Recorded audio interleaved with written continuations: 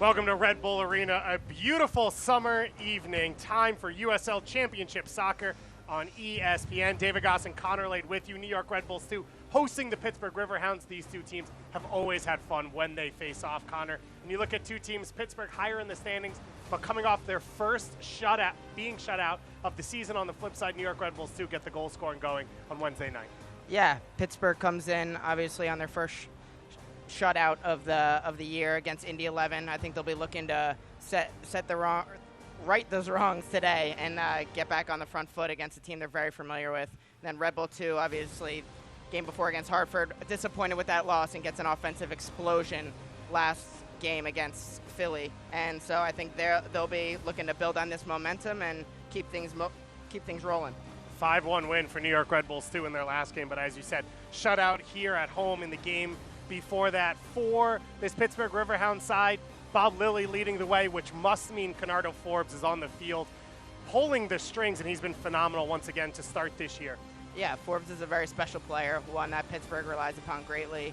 John has talked about he's a guy that you have to keen in on today, not allow him to have any space. He's very good 1v1, very strong, but very creative when you give him a little bit of room, so they'll be looking to take his time and space away today. 2 assists away from tying the all-time USL Championship record with Michael Chang. And on the flip side, the man trying to stop him, Roy Boateng, out for a year with injuries, now 4 starts to begin the year. Yeah, you feel great for a guy like Roy coming off a massive injury last year, comes in, has a good start to the year, and gets rewarded with his first professional goal. I know he's excited. He's excited to see what this team can do, and he's excited to take that leadership role on and push this team on to good things this year. 2 teams that were pegged as favorites in Group F to start this restarted USL Championship season. 2 coaches who have faced off in some of the biggest matches in the USL over the past 5 years. We've got it all coming up for you in just a moment here on ESPN.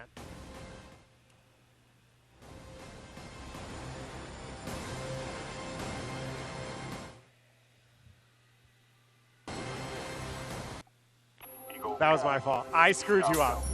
Go. Yeah. 15 seconds. Guidance switch to internal. Come on, hurry up. All systems go. 5, 4, 3, 2, and lift off. Audi e-tron, the next frontier of electric.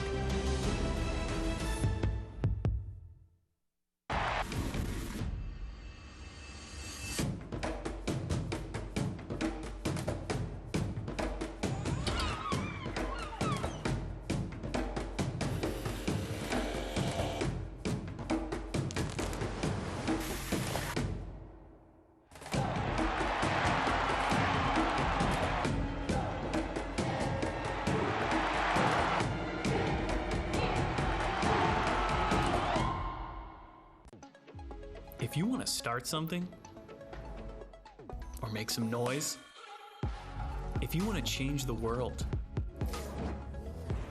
or just how you see it, if you want to light up the dark, or own the moment, if you want to stay ahead of the curve, or take it right to the edge, there's nothing stopping you. It's been a while since we shared those last moments at home, and a lot has changed. The world shut down. We found ourselves lost, but we found a way. Our heroes kept us in the game, and our community came together like never before. This beautiful game will continue to provide us the strength to keep moving forward.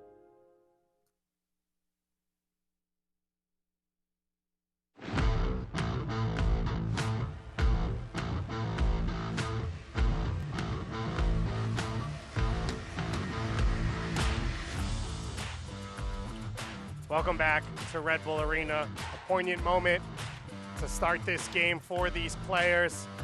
Of course, reminding us of what everyone is fighting for, social justice against systemic racism, and the players on both these sides in unity in this moment during the national anthem. David Goss and Connor Lade here with you for this game.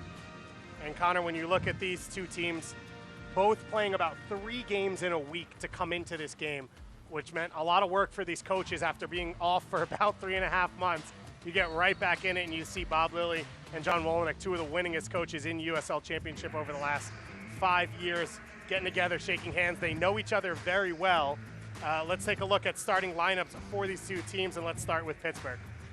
Yeah, Pittsburgh is changing things up a little bit from their last game. Obviously, like you mentioned, 3 games in a week.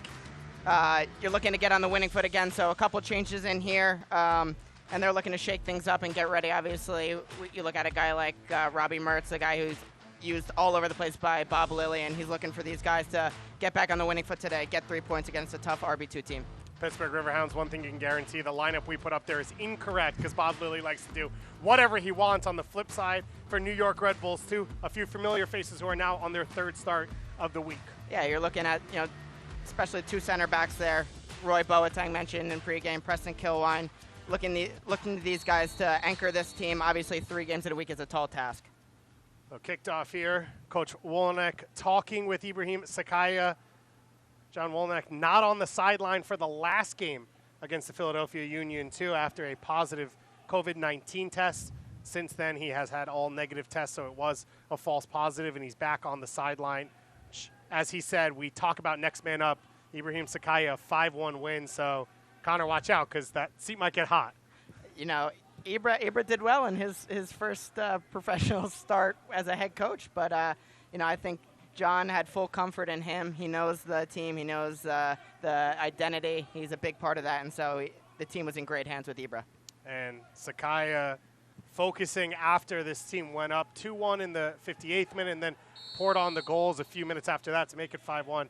Rotating a lot of the guys out as quickly as possible. Kyle Zayat, Caden Clark, Sebastian Elney getting off the field because for them it is 3 starts in a week. Coming from cold turkey of not playing basically for 4 months can be a little tough. In Pittsburgh, of course, they played Indy 11 in the middle of the week, a massive matchup at home in their home opener, and they got to come back now and play once again.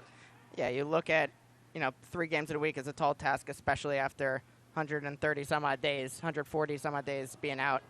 And so, for RB2, I'm sure they're very pleased with 5-1. They could rotate guys, get guys fresh for this game. Pittsburgh, on the other hand, obviously they're fighting with that Indy 11 game, and so they made 4 subs here today. And so we'll see which teams has worked harder over the offseason and which teams have better legs under themselves. This is a Pittsburgh Riverhounds side playing their 3rd away game of the year. They didn't play in March before the layoff for COVID-19. So they returned with their first game, and it was at the opener of Lynn Stadium against back-to-back champion Louisville City in perfect Bob Lilly fashion. They ruined that for Louisville with a 3-1 come-from-behind win. They then went on the road and took care of Philly 2 themselves with a massive victory and then falling to Indy 11 at home. So trying to restart themselves here a little bit. And a team that won the Eastern Conference in the regular season last year but turned over Defensive Player of the Year in Joseph Greenspan, as well as the Goalkeeper of the Year in Kyle Morton. So for Bob Lilly, he still has a lot of his spine, but also some big changes coming into this year. Absolutely. Big shoes to fill for Pittsburgh. But they feel comfortable with their weapons that they have. They know that they have a strong foundation to build upon. I think they're confident coming into this year. And, of course, whenever you talk about a Bob Lilly team, you think of Duba Dos Santos, who's been with him since Rochester, one of the most dangerous goal scorers in the USL Championship. 2 goals off the bench against Philly, too, as he returns from injury. Not starting here once again. Duba making his way back, but is an option off the bench in attack for Pittsburgh. Pittsburgh Riverhounds in an impressive yellow and black stripe. I love a good hoops. There you go. Yeah, they got nice jersey selections for both squads tonight. I think if you had to put it down on paper, I think this is as good as it gets when it comes to jerseys. Classic New York City. Everyone wears black all the time. So you got a black jersey and a yellow and black. It looks good. Absolutely. David Goss and Connor Lade with you for this broadcast. We appreciate you all joining us at the end of what's been a phenomenal weekend of USL Championship soccer. Louisville City finally did get a win at Lynn Family Stadium. We'll catch up with all of that at the weekend. Landon Donovan, San Diego Loyal getting a victory. Connor, it's the cool thing to do to go and coach a USL Championship team. I mean, yeah, no pressure, I guess. I mean, it's a cool thing to do, and I'm just happy to be here with you right now. I think we're excited that USL Championship action is back, and definitely happy to be with you all today. There's something about being in the building when someone strokes a good through ball or switch of the field cleanly. You can feel it in your bones. Absolutely, yeah. Sheriff J getting the start on one wing, Sharif J, and Omar So on the other wing. So got the goal against Philly Union 2 to get his account started here in 2020, but one of the many young players that New York Red Bulls 2 are very excited about coming into this season. So drawing the foul there. Yeah, good hold-up play from So. Strong, keeps his body between the defender and the ball, feels the contact goes down, and looks like he'll have the honors here to see what he can produce with it. So the center back, Preston Kilwine, coming over to talk. Omar So and Sebastian Elney on top of this one. So and Elney both scorers in the last game.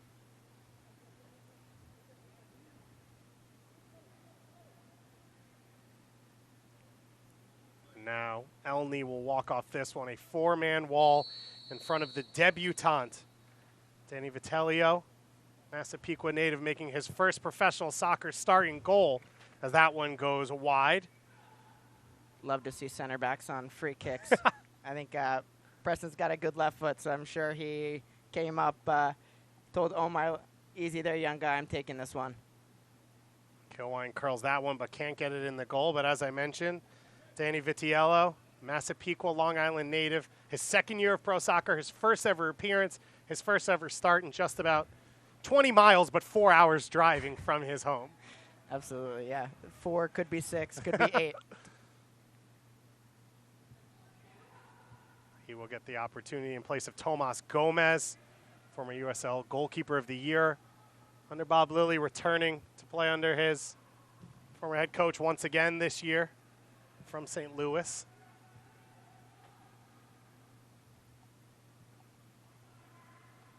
A little soccer tennis between these two teams, and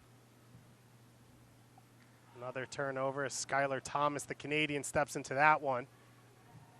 Good battle between him and Zayats, and it'll be a throw-in to Pittsburgh. The sun coming across the field here. Just about 94 degrees at kickoff here in New Jersey, so it's definitely a good day for a game. Perfect game for a third game in a week as well for these guys. I think they're all very happy to be in that sun over there. I think whoever's in the shade over here will be even more happy, but tough conditions for sure for these guys to be playing third game in a week, and they'll definitely be looking forward to that hydration break. And different for this scenario because, of course, these are league games and your standings are different, but your experience has been you come out of preseason and it's Champions League midweek and MLS games on the weekend. So you've experienced this a little. Is it better to start this way and you just get games and you just get going, or do your legs start to die? Honestly, I feel like this is a great way to start the season, personally. You get to test your depth, so you get to see what you have as a roster early on in the season. I feel like is very beneficial for these clubs. But overall, definitely taxing on the legs. And I think both teams feel comfortable where they're at right now, but we'll see who's got the best legs under them today. For Bob Lilly's squad, an interesting setup in Group F. Regionally set teams. They're probably the furthest from every other team. A little bit more driving, and because of that, they also have games outside the group. New York Red Bulls 2 will play Atlanta United 2. They already played the Tampa Bay Rowdies to start the year in March. But for Pittsburgh, they get Louisville, Indy 11, and St. Louis outside of Group F play. 3 teams that were potentially going to contend at the top of the Eastern Conference. Yeah, very tough draw for them. Obviously, I'm sure Bob is excited. It's an excited opportunity for his team. You get to test yourself against the best, and you know what they always say, iron sharpens iron, right? So I think they're excited to test themselves against these teams, and they will not be backing down from that draw. Conardo Forbes standing over this one. Second all-time in the USL Championship for career assists, tied with the Charlotte legend Jorge Herrera, sitting 2 behind Michael Chang after his 4 assists so far this year. Forbes serves this one in, floated to the far post, knocked down, and it's in. Pittsburgh on the road gets the early lead against New York Red Bulls 2. And it was the center back, Skylar Thomas, lurking on the far post, and that puts Conardo Forbes 1 assist away from the career record. Great ball in from Forbes there. Skylar Thomas. See the replay here, but Forbes over this ball, is always going to be dangerous. Whips in a great ball, just out of the reach of Buntong, and Skylar Davis is right there to pick it up, guide it to the back post. So Thomas with his first goal of the season, played last year in the brand new CPL in his native Canada. So his first goal in 2 years in USL Championship play since his time in Charleston. And specifically, Connor, John Wolyniec spoke to you this morning about set pieces and young players understanding the level of focus necessary, and immediately Pittsburgh comes out and scores on a set piece. Yeah, John talked about, for these young guys, it's a different kind of concentration from college, academy, playing at that level compared to this level. It takes a lot more concentration, and that these teams are built on set pieces. It's some of their bread and butter. So for them, I think, it's another learning experience for these young players. Obviously, another game where they're down early, and so Red Bull 2 is going to look to see if they can claw their way back into this one. Obviously, it's not ideal for the team, but I think obviously for Pittsburgh, this is a great start for them, exactly what you want coming into Red Bull Arena. And you saw for Hartford last week how scoring early allowed them to sit maybe a little deeper and play direct when necessary. Makes it hard for New York to create chances. For sure. Obviously, I think Red Bull 2, they created a lot of chances, even against a deeper block. They were unfortunate not to maybe grab a couple, but they were happy with what they could build off that, and obviously the offensive explosion last game will make them a little bit more comfortable in this one. But, Bob Lilly's teams always like to get after the ball. So we'll see if they sit a little bit deeper now or they continue to get after them. So looking for the back heel to Rito. Gardo Rito returning from that ghastly ankle injury to end his 2019 season. He was able to get about 60 minutes under his belt last week against Hartford, coming back here with the start at right back. Be a big part of what New York looks to create offensively.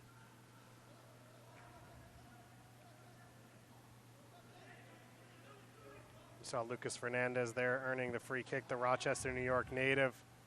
Scored his first career professional soccer goal against Philly 2 just a week ago. Getting his first career start here today underneath Rapapa Mensah.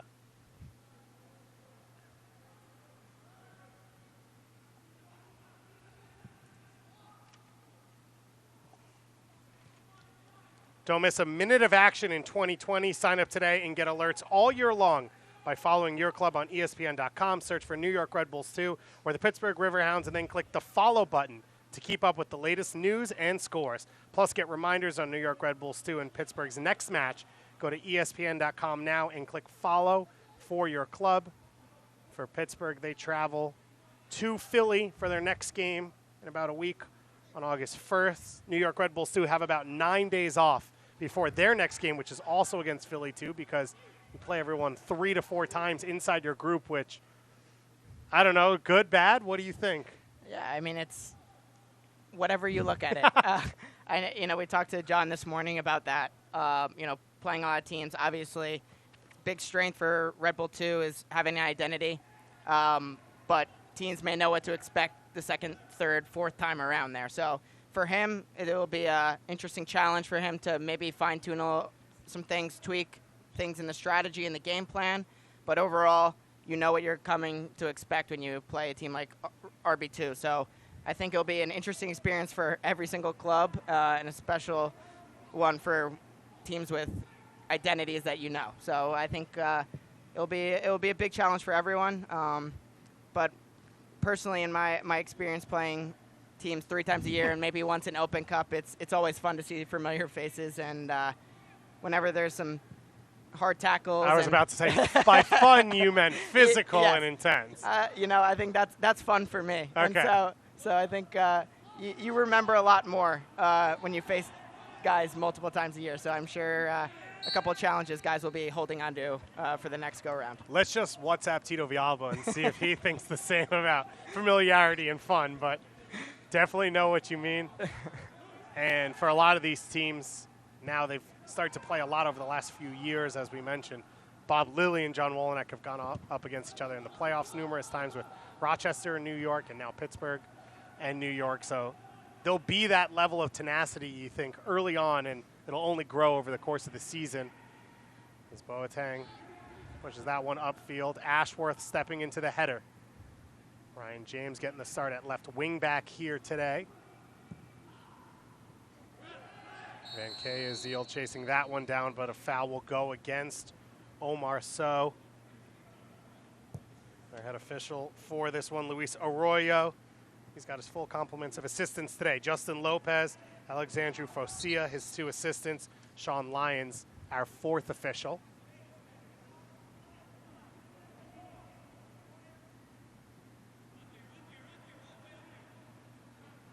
Omar Sow, just 19 years old, a Harrison, New Jersey native. I don't think I've ever seen that before. I've seen Newark, I've seen Kearney, of course, John Harkes and Tony Miola, but I don't know that I've ever actually seen Harrison, New Jersey on a Red Bull player roster. It's a special thing when you get a true homegrown talent there in Omar Sow, and so I think everyone around these parts is excited to see him represent the club. Just growing up down the street, and I think scored a lot of goals for Harrison, so they'll be expecting the same thing for RB2. 80 goals and 49 assists in high school, and he started as a defender. They had trouble scoring goals. He said he could try his hand up top.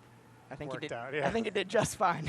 Yeah, worked out for him pretty well. Didn't join the academy till later on, after those performances in high school, just at the U18 level, and within about a year had made his professional debut, signed a USL contract, and now in his 2nd season, he's looked at as one of the mainstays in this lineup. It's a testament to him, his mindset, his mentality coming in here. He was going to take the bull by the horns, if you will. And so I think everyone's excited around here about what he can bring to the table. They're going to rely on him, see how far they can push him. Obviously, a young guy. They're expecting him to do big things this year for this RB2 team. Mertz sneaking into space up the right side, linking up with Dover, underlapping. Cross played in, and Lapsley's there to bring it in. Looking to go quickly into the feet of Edgardo Rito. The Venezuelan back in the lineup, trying to push the attack. And Clark's pass intercepted by Ashworth.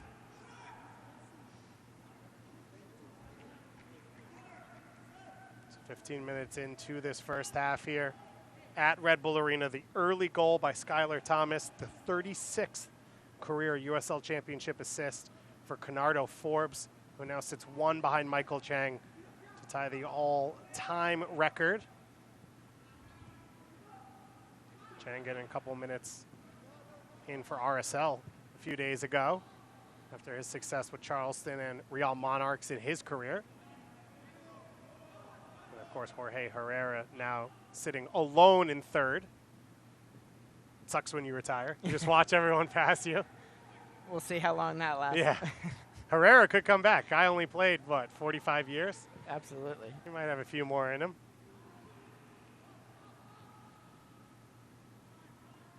Zayats can't keep that one under control. Since 1947, Select has been the leader in soccer ball quality and innovation. Select is the official ball supplier of the USL Championship and many of the elite leagues throughout Europe. For the latest Select products and special offers, please visit selectsportamerica.com. Dover and James getting back-to-back starts at the wing-back positions. Bob Lilly. Sharifi trying to find the feet of So. Turned over and a chance for Pittsburgh to counter. Intercepted high up the field. Sharifi pushing the attack. He's got black jerseys around him. Goes wide for Rito. Rito has it knocked away by James, and then James draws the foul. Well done by Ryan James, and you can see the frustration there for Rito. Yeah, great play there by James. Poke it away. Rito gave him a little bit too much access to the ball. I think John's telling him to do things a little bit quicker right now. But Ryan James, a guy that Coach Lilly loves to move around the field, is a very versatile player. You can find him all over the place, and so a big part of this team and one that he relies upon greatly. So great play by him. James out of the TFC Academy in Bowling Green. Skylar Thomas also spending a chunk of time with Toronto FC. Good experience for those players, and A guy that, in James, that Bob Lilly trusted a lot in his first year, last year in Pittsburgh with 31 starts.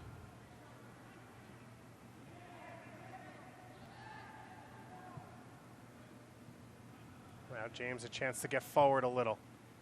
Looking for the big switch over the head of Boontong. Opportunity for Forbes to set up Fernandez. And Pittsburgh will reset the attack once again. Dover flying forward. And his cross, he can't wrap his foot around, will go out for a goal kick.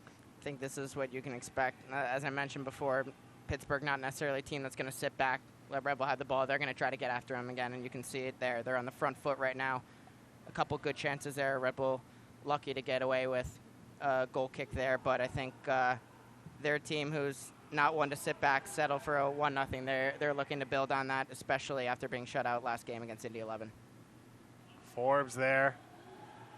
The slide tackle, and it'll be possession New York, but as you said, Pittsburgh high up the field there. Off that restart for New York. It's been a question mark for a lot of teams. How do you play against New York Red Bulls too? Do you sit deep in a block and try and use your physicality and try and hit on the counter? Or do you try and step into the belly of the beast with them and force them into mistakes? Beautiful header there by Vitelli. Stepping forward with So bearing down on him. Great play there from Vitiello. He was great to jump off the line, aggressive. Was able to make a big play for his team with Omar So barreling down in.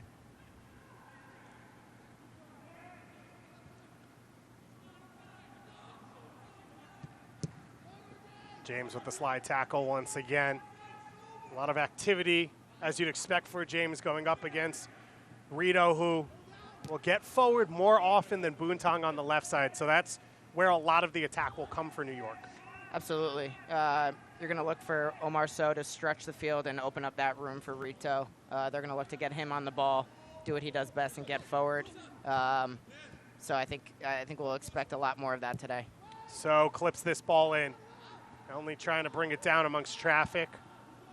Now Boontong with the opportunity goes all the way back, and all 20 field players for both teams in the attacking half right now as New York tries to start to find some openings. Good opportunity here for So. And curls that ball over everyone and out for a throw-in on the other side of the field. It's just about everything right there. Gets the ball, is strong to hold off Ashworth. Just has to slow down a little bit there, get a little better final product, but he's a little frustrated with himself and had a couple options in the box, but promising play from him. Mensah to the feet there of Mertz, who had it knocked away. Early ball from Sharifi for Jay. Jay couldn't get a second touch in and knocked away by the goal scorer, Thomas. Great play there by Sharifi. He's been all over the place winning the balls back. That's something that John looks for in his central midfielders, winning those second balls and looking to play forward. So great play by him. Unlucky by Sharifi or by Jay to take a little bit of a better second touch, but good play. Jay gets it into the feet of Sharifi. Now Rito with some space, like he was lining up the shot, but held off. One-on-one with James once again. Looking to touch it past him, James with the slide tackle, and he wins that battle. Good play again by James. Doesn't fall for any of the pump fakes that Rito has been known for, and does well to be strong in the tackle there. Dangerous turnover, a chance for Pittsburgh to counter. Fernandez running onto this one. Go back to the feet of Dover. Now a chance for Pittsburgh to possess a little and push their lineup. Yeah, you're going to look for them to maybe slow the game down a little bit, as teams often do against a team that loves to press. You want them to do a little bit more running, open the field up, possess the ball a little bit more. And so I'm sure you can see in the next 20 or so minutes, maybe them try to slow that game down, make Red Bull move, make them try to be better to win the ball back off of you. Boateng with the ball over the top. Elney with the flick on. So one-on-one with Thomas, and the flag goes up. You can see the idea there for New York, and one more so just a half step too early. Yeah, John's been asking Elney to come back a little bit, be involved in holding the ball up. Does a good job to flick on the ball there to Omar. Just a step off sides.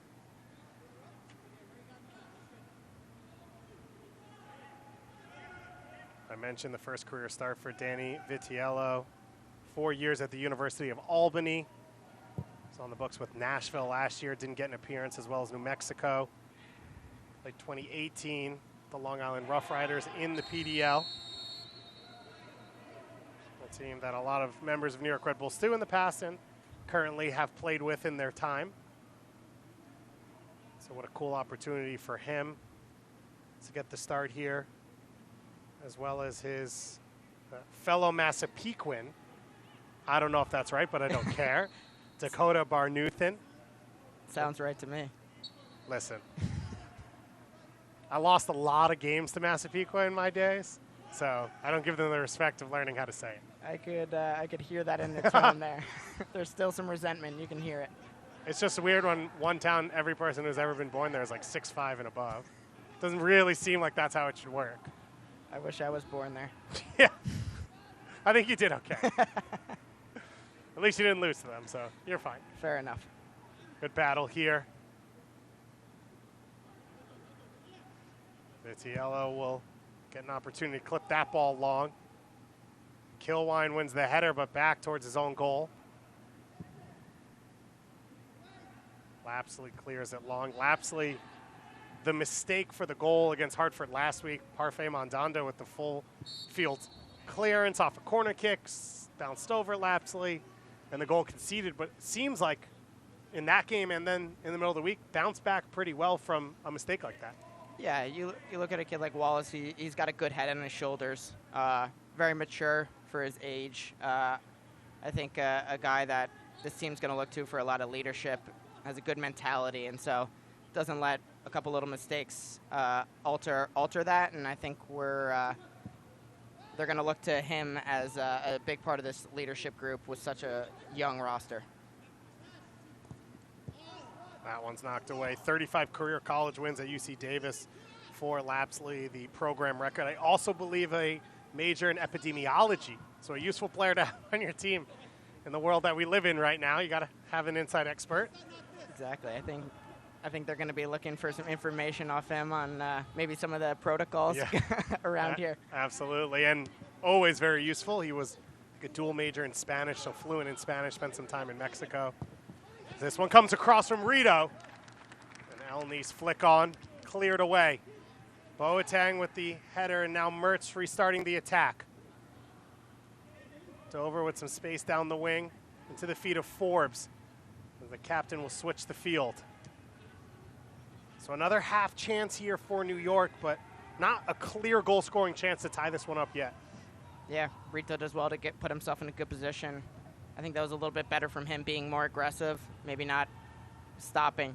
Forbes gets into the box here, cuts it back, trying to get by Boontong, hits the shot, deflected just wide of the near post. That's a guy, like we mentioned in the pregame, you got to get numbers around him. We'll see the replay here, but he's always going to be looking to unbalance you, looking to get a little bit of room. I think Bunton does a pretty good job there to stick with him. They get a couple numbers around him, are able to deflect that shot, but you can see on the replay there, he's a very talented player and one that they're definitely going to have to look to get numbers around today. Forbes, the Jamaican native, pulls it back for Mertz, the shot, and blocked in the box. Another dangerous set piece for Pittsburgh. Now the second opportunity, Lapsley knocks it off Nkeaziel's head and is able to recover. Great set piece there from Pittsburgh. Forbes lays it off from Mertz. Mertz puts a really good strike on it. What do you know, a center forward is in there and does a good job heading it away in Elney. So I think New York is definitely going to have to key in on these set pieces, make sure that. Is that, for New York, wide open for Mertz? Is that because everyone has a zone, or someone who's supposed to mark there isn't paying attention? You know, I think they need the guys at the top of the box to be a little bit more aware. Obviously, with such a young roster, you need a lot of communication. Like we mentioned before, it's a different level of concentration, so you need to be able to think about a lot of things. So I think they're going to need their leaders to step up, especially during set pieces, make sure they're pointing guys out, make sure everyone's doing their job, and I think that's just another example of this team coming along and making sure that they're bringing these guys along, especially in set pieces. Lapsley now communicating, the goalkeeper here. One of the interesting things over the last few weeks with soccer returning but no fans has been how much you can hear on the field. Obviously, ESPN miking up the MLS SPAC tournament, USL Championship. You get that inside look, and then as well in Europe, those guys talk. Goalkeepers know how to talk. Absolutely. And you guys and girls in the NWL Challenge Cup. Exactly. And you can hear Wallace Lapsley down there talking in English, talking in Spanish, so another great bonus for him as a keeper that's bilingual. The first hydration break of this game, as we mentioned, about 90, 94 degrees at kickoff, so a good opportunity for these teams to get some water in them. Of course, 5 substitutions allowed per team with the restart condensed games. So you've seen around the world, you see John Wolenek talking, I think it was Sharif J, frustrated coming over at halftime. What's the message here for New York Red Bulls too? Yeah, I think, you know, they've had a couple chances, but Pittsburgh has really had the better of the play. I think they need to be keeping aggressive. They need to get a hold of the ball and maybe have some more clear-cut chances. But I think he's going to be positive with them. I think there's some tired legs down there. Obviously, they've made a couple changes, but I think, you know, it's going to be about slowing down the final third and getting more clear-cut chances for this RB2 team. You see Bob Lilly there talking with his side. He's got to be happy. The early goal off the free kick from Conardo Forbes, as we said, hunting the record for the all-time assist, the finish from Skylar Thomas, but it's what he wanted, right? And I think we can take a look at the replay. Floats the ball to the far post, makes both Lapsley and the defenders make a decision, and no one does. Yeah, he puts it in that kind of gray area for a keeper and a defender. You know, Lapsley thinks Bontang's going to get it. I think Bontang might think that Lapsley's getting it, and Skylar Davis is the one who ends up getting on the end of it. So a great play by them and an even better ball by Conardo Forbes there to make the keeper and the defender think about it. So great touch, good soft feet from the center back there. Yeah, Skylar Thomas, who's not scored many goals in his career, looked very comfortable in that moment. That's what every defender waits for, right? Absolutely. As a defender, you know, you try to make the most of it every time you're up in that box, and he definitely did that there. Skylar Thomas part is what has become a machine out of Syracuse University. Not a well-known soccer school. You went to St. John's, played them in the Big East, but over the last few years they have churned out players. Tajon Buchanan playing for the New England Revolution. Of course, Mo Adams now with Atlanta United. It's been really impressive to see that program turn around. A lot of it has been Toronto-based kids like Skylar Thomas who have gotten it done as the sport continues to grow here in North America. And, of course, the USL Championship a major part of that. USL League One kicking off last week, a big part of that. Union Omaha, one of the new teams, finally getting out on the field with a gorgeous logo. And if you want to learn more about that, you can go to USLChampionship.com. Matt Wolf got interviewed about that, and he plays on my men's league team. So you're welcome. That's what I was trying to say. I was getting there slowly, but I got there. I was wondering where that was going in, but no, love it. Super casual. Love the plug there. So a lot of exciting things happening in the world of soccer. Of course, the NWSL Challenge Cup coming to a close. St. John's star Rachel Daly with the game-winning goal, and she won MVP for the tournament. Big-time player, doing what she does. She's always a very special player to watch, and one that St. John's is very, very proud of. And we love to watch her on the field. Being a St. John's alumni, always proud to watch her play and continue to do well in the NWSL. Would you say the greatest soccer graduate from St. John's? Quick ball here. Give you a chance to think about that. Omar Sow in on goal and rips it. What a goal from the Harrison, New Jersey native. The hometown kid ties it up, and you can see what it means to him. Great goal there by So. Does so well. The great ball in. Does great to take it off the chest and just thumps one in the back of the net. In on goal. Question mark maybe of how he's going to try and finish that. So he hits a laser off the half volley. Quickly taken free kick from Caden Clark in the finish. Caden Clark does so well there, even with the player in his face, to realize that So has a step on the defender. He does so well to take it down, be strong, be physical, and be decisive to take that on the half volley. And what a finish for the Harrison native. We talk so often about how young this New York Red Bull 2 team is. Caden Clark at 18 in his third professional soccer game of his life and of the week, with the idea to take that quickly, and Omar So, just 19 years old, with the finish. Yeah, I'm sure they've worked on playing free kicks quickly, try to unbalance teams that way, and Caden Clark, very, very mature to put the ball down, look up, realize that he's open and in on goal, and Omar So does the rest.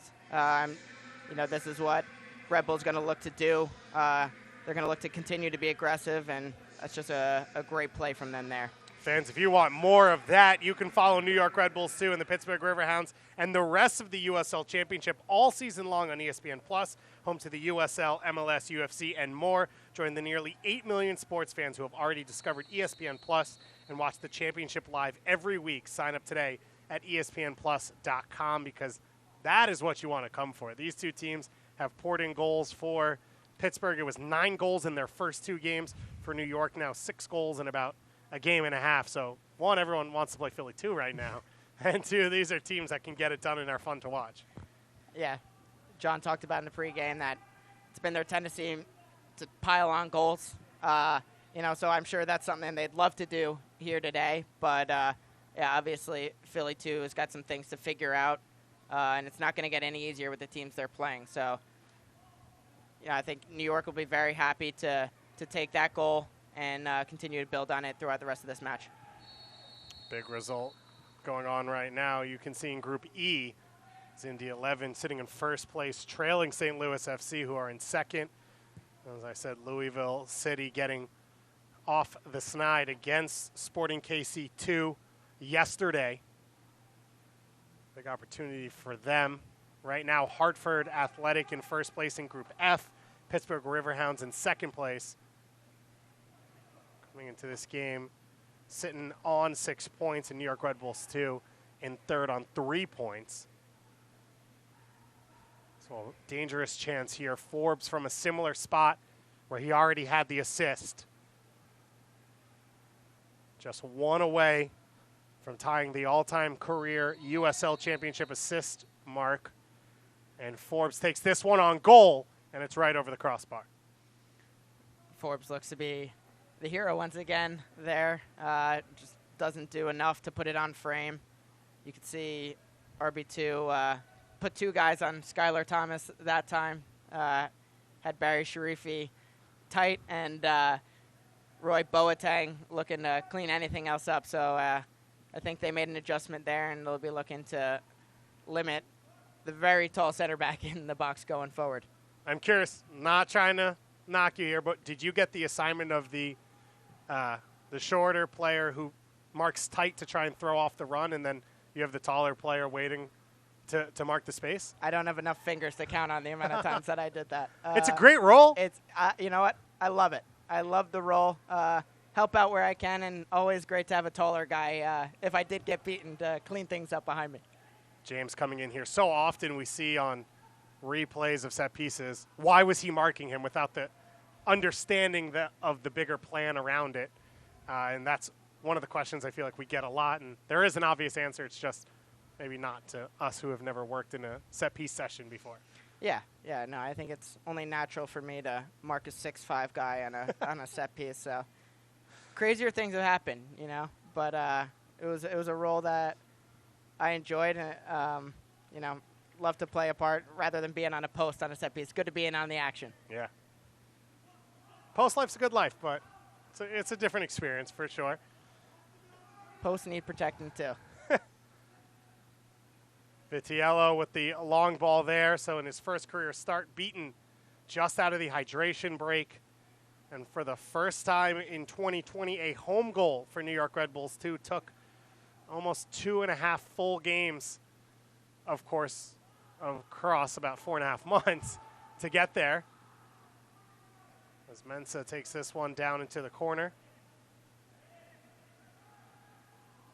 Dover now breaking into the box. Tries to beat Sharifi, only out as far as Forbes. Forbes gets to it on the end line, headed away by Boateng.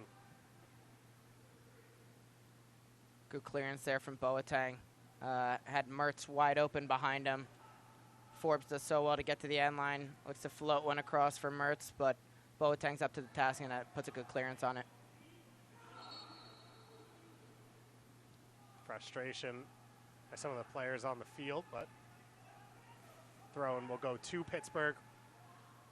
The Riverhounds trying to get their lead back here, playing through the feet of Mensah, who they hope will be a threat for them. 6 goals last year for Nashville, still just 23 years old. Been in the United States since 2017, the Ghanaian Youth International.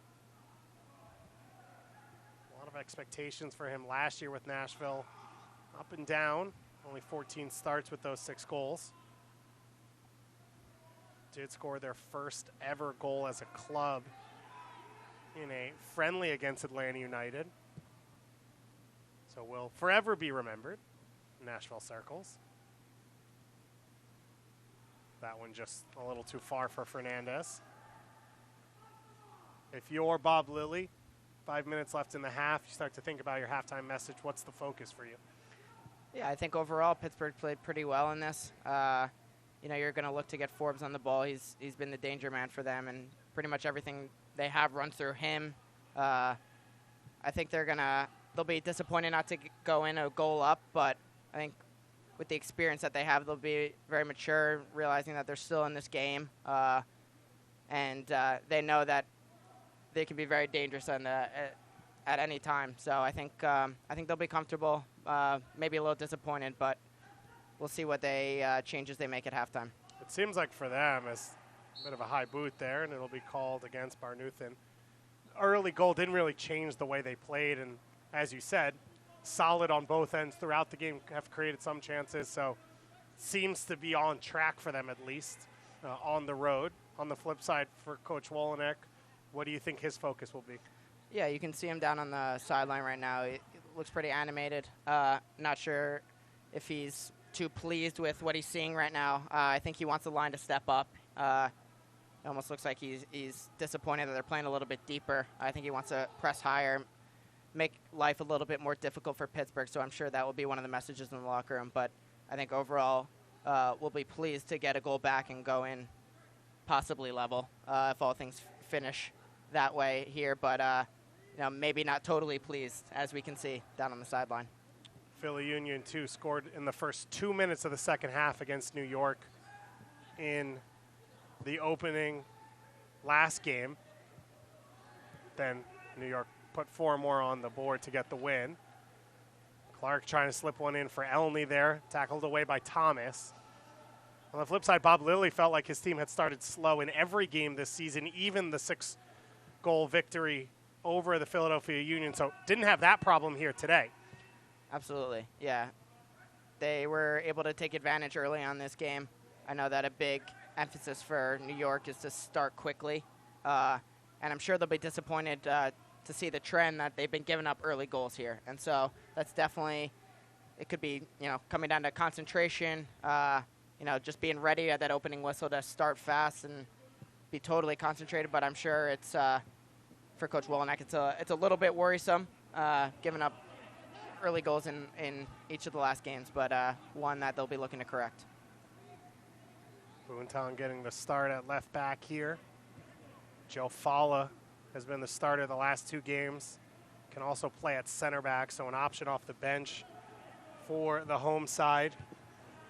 Alongside basically a lot of academy kids. Bo Cummins, Daniel Edelman, who got his first career professional soccer goal in his second appearance in the middle of the week. Jake LaCava, who in just his second career pro game was voted man of the match. Derek Korf, who had a goal in the last game, and the young Yaya Torre, who had an assist and is always smiling and going to be excited to get out there if he gets a chance. Yeah, it was a big day for the Red Bull Academy. Get meaningful minutes to these young guys. Jay breaking into the box here, his low shot saved. It will do wonders for them getting professional minutes, but you look there, great play by Jay. You know, he's really been a catalyst when he gets on the ball. Quick footwork, does so well to get around 2 defenders. He puts a low shot in there, and keeper does well to stop that. But as we were talking about, you know, it was a great day for them. A lot of firsts for this RB2 team, and a game that they're very pleased with. So looking for a second goal of the game, one-on-one with Thomas. Gets it wide for Elney, and Elney's shot is saved. Wow. Huge opportunity for New York Red Bulls, too, in the dying moments of this first half. Massive opportunity here for Red Bull 2. So I think just slows down a little bit there. Had to be a little bit more decisive, whether to shoot, whether to pass, whether to touch it by the defender. Kind of just stopped the ball, and the defender's caught up and wasn't able to lay it to Elney's preferred right foot, and just kind of not a great effort on goal, just puts it right at the keeper. But they'd be looking to do a little bit more there and getting the half a goal up. Another beautiful ball from Caden Clark, pulling the strings at that number 10 spot. Yeah, Clark's a guy that Coach Wolinek's been very, very high on. You know, is playing in that number 10 role for Red Bull. They, you know, he mentions, is he a number 10? They're still thinking about that right now. Obviously, he's got a lot of good traits that they like to use there. Works hard, defense, but also is very creative going forward. So I think it's a guy they're very high on, and one they'll be looking to be very productive for this team.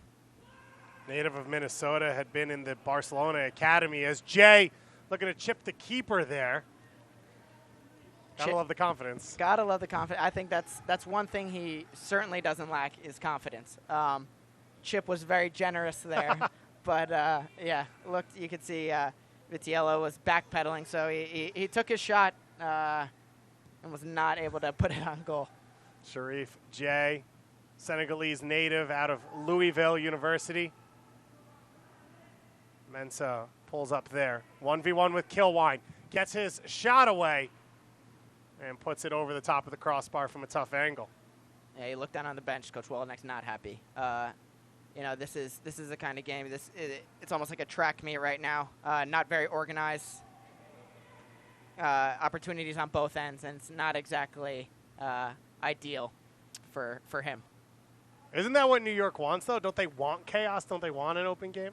Yes, they do, but a little bit more organization in there. Structured chaos. Structured chaos, correct. I think they like to create that chaos, but I'm sure he's not going to be happy when there's opportunities coming down their throat. Elney comes back to win that header. And won by Ashworth, who trips over Jay, and now Clark on the attack. Gets it wide for Jay. He's got So in the box. 3 defenders around him.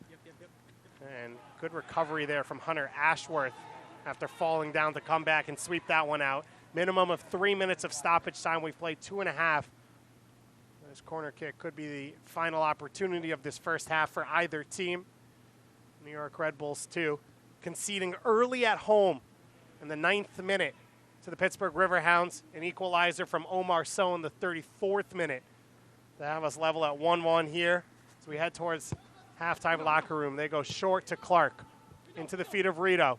Rito's got yellow jerseys around him. Goes around 3 defenders. Clips it in, and Vitiello.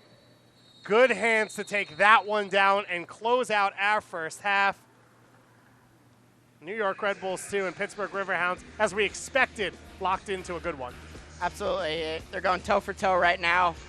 We knew it was going to be a great matchup, and they go into the locker room 1-1. It'll be an exciting second half coming up. We got a lot of action coming for you. First half recap and highlights, and a look around the USL Championship before our second half here from Red Bull Arena. Who else but Canardo Forbes putting on a plate for his teammate Skylar Thomas to open the scoring, and then Omar Sow with a gorgeous goal to equalize for the Harrison, New Jersey native. We've got a good one here, so don't go anywhere. New York Red Bulls 2, Pittsburgh Riverhounds tied 1-1 here on ESPN. You spent the past few months taking extra precautions to keep safe. Thank you for that. Now it's time to remember that staying healthy is part of staying safe. At Hackensack Meridian Health, we've taken safety, cleanliness, and screening to new levels of excellence, giving you the peace of mind to return for necessary surgery, emergency treatment, pediatric care, as well as heart and cancer screenings. Our healthcare heroes are ready to care for you.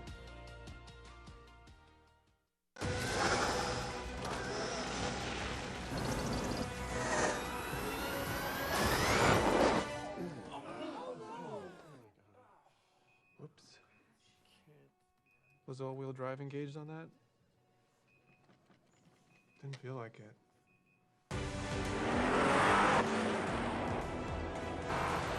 Quattro all-wheel drive. There's nothing like it in the universe. If you want to start something, or make some noise, if you want to change the world, or just how you see it,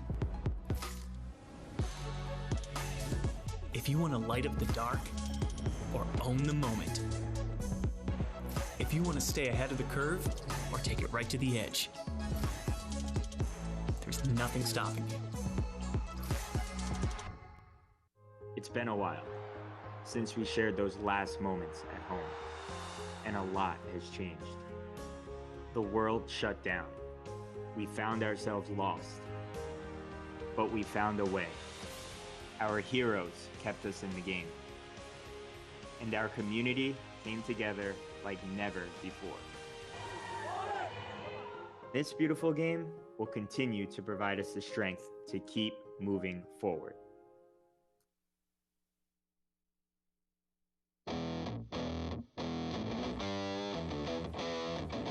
The sun setting on a gorgeous summer weekend in Harrison, New Jersey. USL Championship Soccer closing it out for us. David Goss and Connor Lade with you here on ESPN. We've had a good first half, back and forth between these two sides as we expected. And Connor, the guys you highlighted to open up this game have been the difference makers on both sides.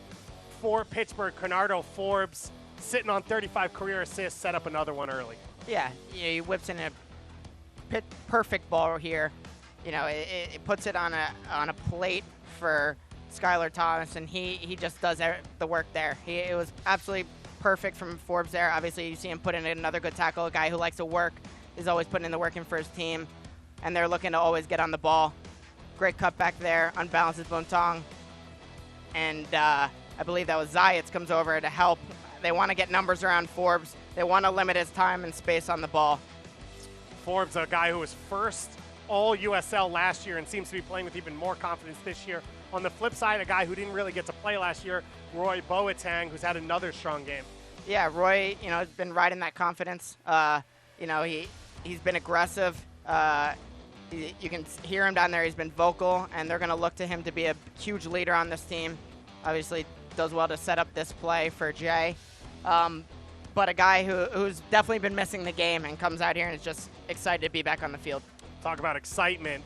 Caden Clark, at 18 years old, 3 career pro soccer games, all 3 this week, and had the assist on the quick restart here today. The Minnesota native played in the Barcelona Academy out in Arizona under Sean McCafferty, who's now the head of the Red Bulls Academy, went over to Barcelona, played with their team, scored in a friendly actually, and had trials with Wolfsburg and RB Leipzig, and now he's a New York Red Bull 2 player and a player that New York is extremely excited about, and we can see why in this game and what he's done over the course of the week. We'll be back in just a moment with first half highlights and second half action coming up here on ESPN.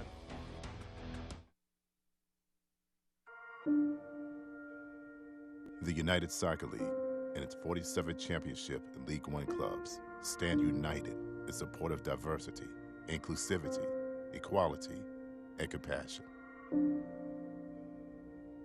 Together, we can make a difference. Together, we can create change.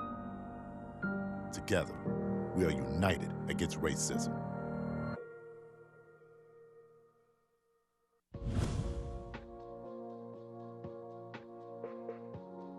Once a community's long-term player development pathway is established, USL clubs must clearly define their talent identification strategy in collaboration with their youth network. Establishing this strategy provides local clubs and coaches the opportunity to recommend top young prospects towards the USL Academy level and eventually their local USL senior team. As players are identified, the USL Academy League is designed to provide young players the opportunity to transition from youth soccer to playing at the senior level in 3 different ways. Players most ready to make the jump to the USL Championship, League 1 and League 2 can begin their integration into a senior team by taking a part-time senior status, allowing them to train and even play at the senior level while still getting additional training and games within the USL Academy League.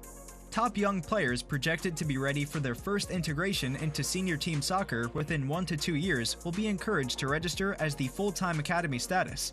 Players with a longer-term projection towards the USL senior team will have the flexibility to continue primarily being a part of their youth team through the part-time youth status. This will also encourage further collaboration between the youth network and the USL senior team, as coaches from both levels can work together to determine the right time to move players through that established pathway. For more information, visit usl-academy.com.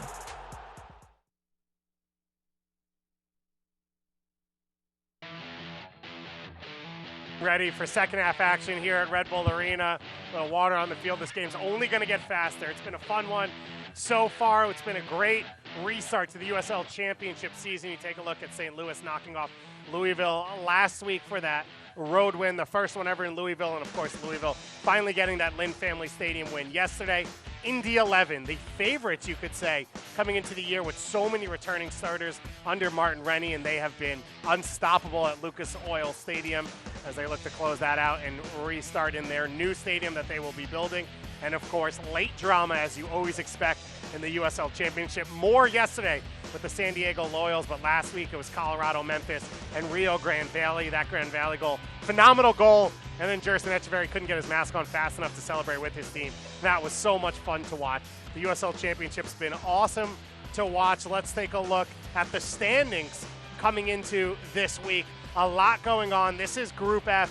As we said, the Hartford Athletic, last in the USL East last year, come back this year under Jaidi, and they've got 3 wins in 3 games, the way you want to start, and you see how much this game already means in just week 1 for Pittsburgh and New York Red Bulls too. Only the top 2 of these 5 teams are going to move into the playoffs, so there isn't a ton of breathing room. There's not a lot of room to make mistakes for either of these teams, and you look out around the rest of the USL as well as you take a look at the other scores. Every team already knows how much each game matters. Only 15 games per team for the season, and so every result matters. Tampa Bay Rowdies slowly getting their legs under them. It's been a good start for Birmingham Legion. Charlotte Independence with a good comeback victory against Memphis 901, and St. Louis right now leading that big matchup against Indy 11 1-0 at halftime. But of course, we saw Indy's late winner against Pittsburgh in midweek.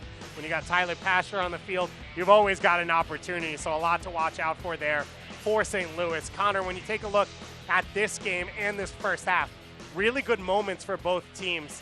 As we take a look at the stats, what do you key in on?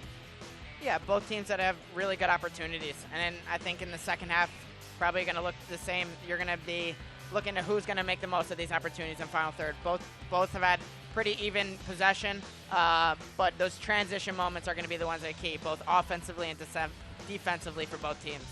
New York Red Bulls, too, 54% possession, but only 3 shots on target for Pittsburgh. Efficiency, 1 shot on target, 1 goal. Tied 1-1 here on the road, looking for a big result. We'll be back with second half action in just a moment.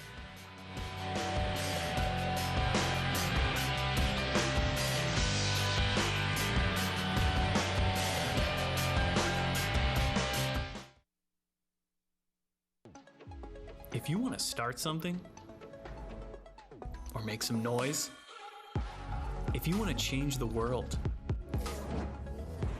or just how you see it, if you want to light up the dark, or own the moment, if you want to stay ahead of the curve, or take it right to the edge, there's nothing stopping you.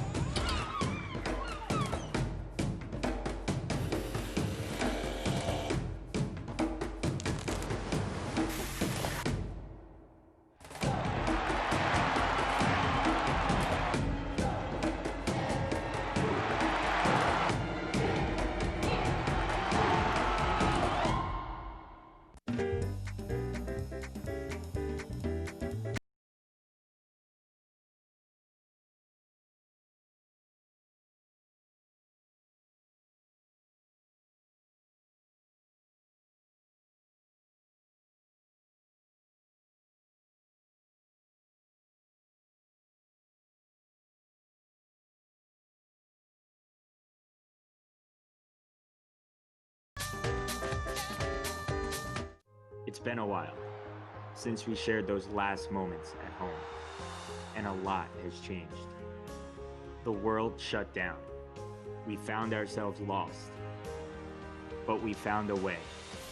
Our heroes kept us in the game, and our community came together like never before. This beautiful game will continue to provide us the strength to keep moving forward.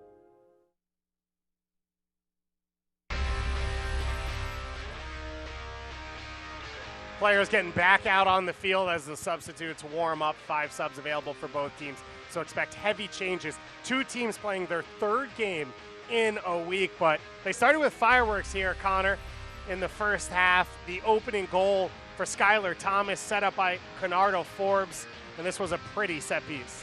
Beautiful ball again by Conardo Forbes. Puts it on a platter for Skylar Thomas. He does so well to just guide it to that back post, and miscommunication looks like on the RB2 side. You want your goalie to be decisive. Lapsley hangs back, thinks Bontang's got it. Bontang thinks that Lapsley's got it. So unfortunate for RB2, but a great start for Pittsburgh. Pittsburgh Riverhounds shut out in their previous game against Indy 11 for the first time this year. They get on the board in the 9th minute there, and then right out of the hydration break, Caden Clark with the recognition, and what a finish. Great recognition from Caden Clark. Even between 2 players there, just plays a beautiful through ball. Omar Sow does so well to take it off the chest and arrange his feet to put a great strike on net. Really no doubt there what he was trying to do. And Red Bull will be ecstatic to get on the score sheet, as will Omar Sow, scoring in Red Bull Arena right down the street from where he grew up. His 4th goal of his professional soccer career, his 2nd of 2020. New York Red Bulls 2, 3 shots on goal in the first half to Pittsburgh's 1. Started to create some opportunities. Yeah, Jay does well here. Takes a great first touch to get around Ashworth. Tricky footwork to get around the next defender, but just doesn't do enough on the shot there. New York Red Bulls 2, a chance here in the final dying moments of the first half off the corner kick. Rito trying to set a teammate up, and Vitiello quick to that one to take it out. Now, we said coming out of the last game, New York Red Bulls 2 conceded in the first 2 minutes of the second half. On the flip side, Bob Lilly has said his team has started slow in games. They didn't in the first half. What do these two teams need to do to come out strong here from the halftime whistle? Yeah, I think they're both going to look to come out of the locker room and set the tone. Obviously, Pittsburgh's not happy going into the locker room tied after getting an early goal, and Red Bull's probably very happy to be in that position. So they're both going to look to come out hard and look to put their mark on the second half. As we said, Pittsburgh less of a break after this game. They do have a week before they play Philly Union 2 once again, and then they host New York Red Bulls 2 in about 2 weeks at Highmark Stadium, one of the best views in soccer in North America, one of the best stadiums, and then another matchup coming up, this time at Indy 11, as we told you. Indy 11 undefeated at home in 3 games so far this year under Martin Rennie.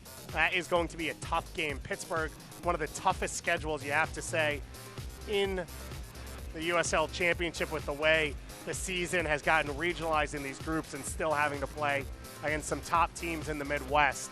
After this, as we get ready for our second half here at Red Bull Arena, David Goss and Connor Lade with you. New York Red Bulls 2 in their home black jerseys with the white shoulders going right to left on your monitor. Pittsburgh Riverhounds in their yellow and black kits going left to right as our head official Luis Arroyo gets ready to restart us. His assistants for this one, Justin Lopez, Alexandru Fosea, and Sean Lyons. As you see, John Wolnick in your near screen and Bob Lilly on the far side. 2 of the greats in the USL Championship. They've both won postseason and regular season titles over the past 5 years. For Bob Lilly, he's done it at Rochester and Pittsburgh. John Wolnick, of course, the one club man, the former Metro Stars legend, now New York Red Bulls. He's up on the wall in the hallway. He's around the side of this stadium with his name up, and he's done some impressive things. A USL regular season, postseason championship, and maybe even more important to a lot of people, progressing players through this academy. Of course, the first ever New York Red Bull 2 signing, Tyler Adams, at just 16 years old now, a U.S. national team player, and you look at this group, and you look at Caden Clark out there on the field, and Yaya Toure on the bench, and Jake LaCava, looks like in the next generation under John Wolyniec. Yeah, obviously it's come full circle for John. You know, being a local guy, he knows what it means growing up in this market, rooting for this team, not necessarily coming through the academy, but he's a guy who's been through, you know, a ton with this club, and so you love to see him sticking around and really modeling the next generation of players coming through this academy, coming through this RB2 team, and obviously trying to push these guys onto the MLS level. And one of the things we've talked about, but you got to like about John Wolyniec's career path himself was it wasn't simple. He wasn't the first pick out of the draft and an immediate starter. He had to go on loan to Rochester, got traded a number of times, has some wild stories about finding out when he was getting traded and showing up in LA and in Chicago and doing whatever else. And I think that's something that these players can connect with, of the bumps and, you know, the trials of being a pro, but trying to get to a spot. Absolutely. I think it makes it very personal for him being through all this. Obviously, you look at the way a lot of the rosters that he's had, it's guys who maybe have been overlooked. Maybe it's guys who have gotten drafted, gotten let go. So it's something that he can speak to on a personal level, and that's what I think makes him such a perfect fit for this system and this team. And so I feel like he's one that can always speak on a personal level to these players, and it feels like the perfect fit. Lapsley, a little maybe too calm there with the ball at his feet. Of course, the landscape of soccer changing so much in this country over the last few years. Now you've got New York Red Bulls too. You've got a strong academy, but for the Pittsburgh Riverhounds, Robbie Mertz starting in midfield, Pittsburgh native. There wasn't really a Riverhounds academy to play in. Now he's playing for a first team in a strong professional league, and they've got a robust academy underneath him to start to push players through. This game has changed quite a lot in the U.S. and Canada. So Clark tries to sneak this one through for Jay. Closed down by Thomas, and Thomas puts that one out. I think Elney will be a little bit disappointed there. I think if he just has a little bit of a simpler layoff, Omar So's in on goal. And so, you know, he just tries to do a little bit too tricky, a little back heel. But it was a great opportunity if he can just arrange his feet and just lay that ball into space. Sebastian Elney, his second year at the pro level out of Maryland, where he won a title. And a lot of expectations on him for a team that, you know, every few years turns over a roster. And this year was a big turnover, and losing guys like Jordan Scarlett and Evan Laurel. And now, of course, guys like Lemma and Stroud that you thought would be a big part of this team, not available for at least this stretch run. Yeah, he's going to be a guy that they're absolutely going to look to. Being a second-year guy, being a guy who's very familiar with the system and has a year under his belt, they're going to look to him to be a big vocal part, a big, you know, part scoring a lot of goals. And so he's going to be a very important player for this team going forward. It's wild to say a 22-year-old in his second pro year is like the veteran in the group, but him and Kyle Zayats are the leaders for this team. They're the old guys in the locker room, Yeah. which is very strange to say, but it is true. They're out of touch. They don't even have TikTok. They've got no idea what's going on. Luis Arroyo taking a piece of that free kick, so we'll have Pittsburgh retake this one. You're going to have to explain to me what TikTok is. I won't. I will save you that as Omar So now is off on the break. He's got Elney to his left, plays it in front of him. Recovery run from Forbes. Elney cuts it back and knocked away by Forbes. What a play from the captain for the Pittsburgh Riverhounds, and that is why he is the first name down for Bob Lilly. Absolutely. This is an incredible play by Forbes. You know, Omar So does well to lay this ball in the path of Elney. Elney chops the ball back, and Forbes does an incredible job to get really he shows his full commitment to this Pittsburgh team. He does so well on the offensive end and does so well to track back there, poke the ball away, and make a massive play for this Pittsburgh side. 55-yard run from Forbes, and then the defensive wherewithal. Did you want to see So maybe take it a little longer before he lays that off? Yeah, you know, I think his touch, I think he's trying to get it always back on that right foot. I think he does have a good left foot, but the intention was always there to get it back on the right. I think he just maybe didn't know Forbes was there, maybe think he's 1v1, but yeah, absolutely incredible play from Forbes. Shows his dedication. And for this Pittsburgh Riverhound team, a couple changes. made at halftime here as Duba Dos Santos coming on, as well as Danny Griffin in the attack. Try and shake some things up. As we said, Dos Santos coming off an injury, so not full fit to start, but 45 minutes is a good amount for your star striker. Absolutely. Yeah, it's a vote of confidence for sure. Coming off injury to come in for 45. Obviously 5 subs, maybe we'll see how they're planning to use those, but definitely coming off injury, it's a big vote of confidence, and obviously with a striker like that, it's another player that RB2 is going to have to watch out for in the second half.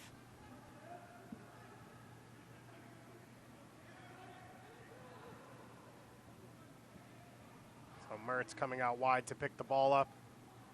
We saw him pop up in spots in the first half, but maybe not as ubiquitous as we expected to see from him.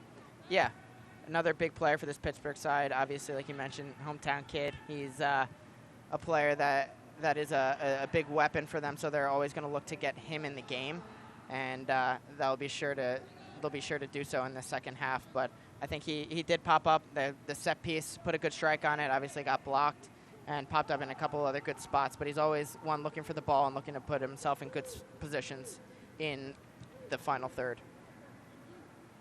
So Danny Griffin, natural number 10, coming on the field to bring a little attack in place of Lucas Fernandez. Duba Dos Santos coming on for Barnuthin as Mertz curls this one in. A chance at the far post. Griffin's bouncing attempt, not past Lapsley. Yeah, a great job of Santos to hold that ball up. Dos Santos, lays a great ball in for Mertz. Mertz whips in a very dangerous ball, and Griffin was at the end of it, but I believe, was that Rito at the end of that who blocked it? A great play by him, and a very dangerous opportunity for Pittsburgh. Griffin in his first year as a professional at a Wethersfield, Connecticut, just 22 years old, scored his first pro goal against Philly 2 just a week ago. Coming off the bench to try and bring the attack, the Providence College graduate. First substitution coming here for New York. Will be a like-for-like sub at left back as Bontung comes off for Bo Cummins. Cummins, one of the academy players on the team at Port Huron, Michigan.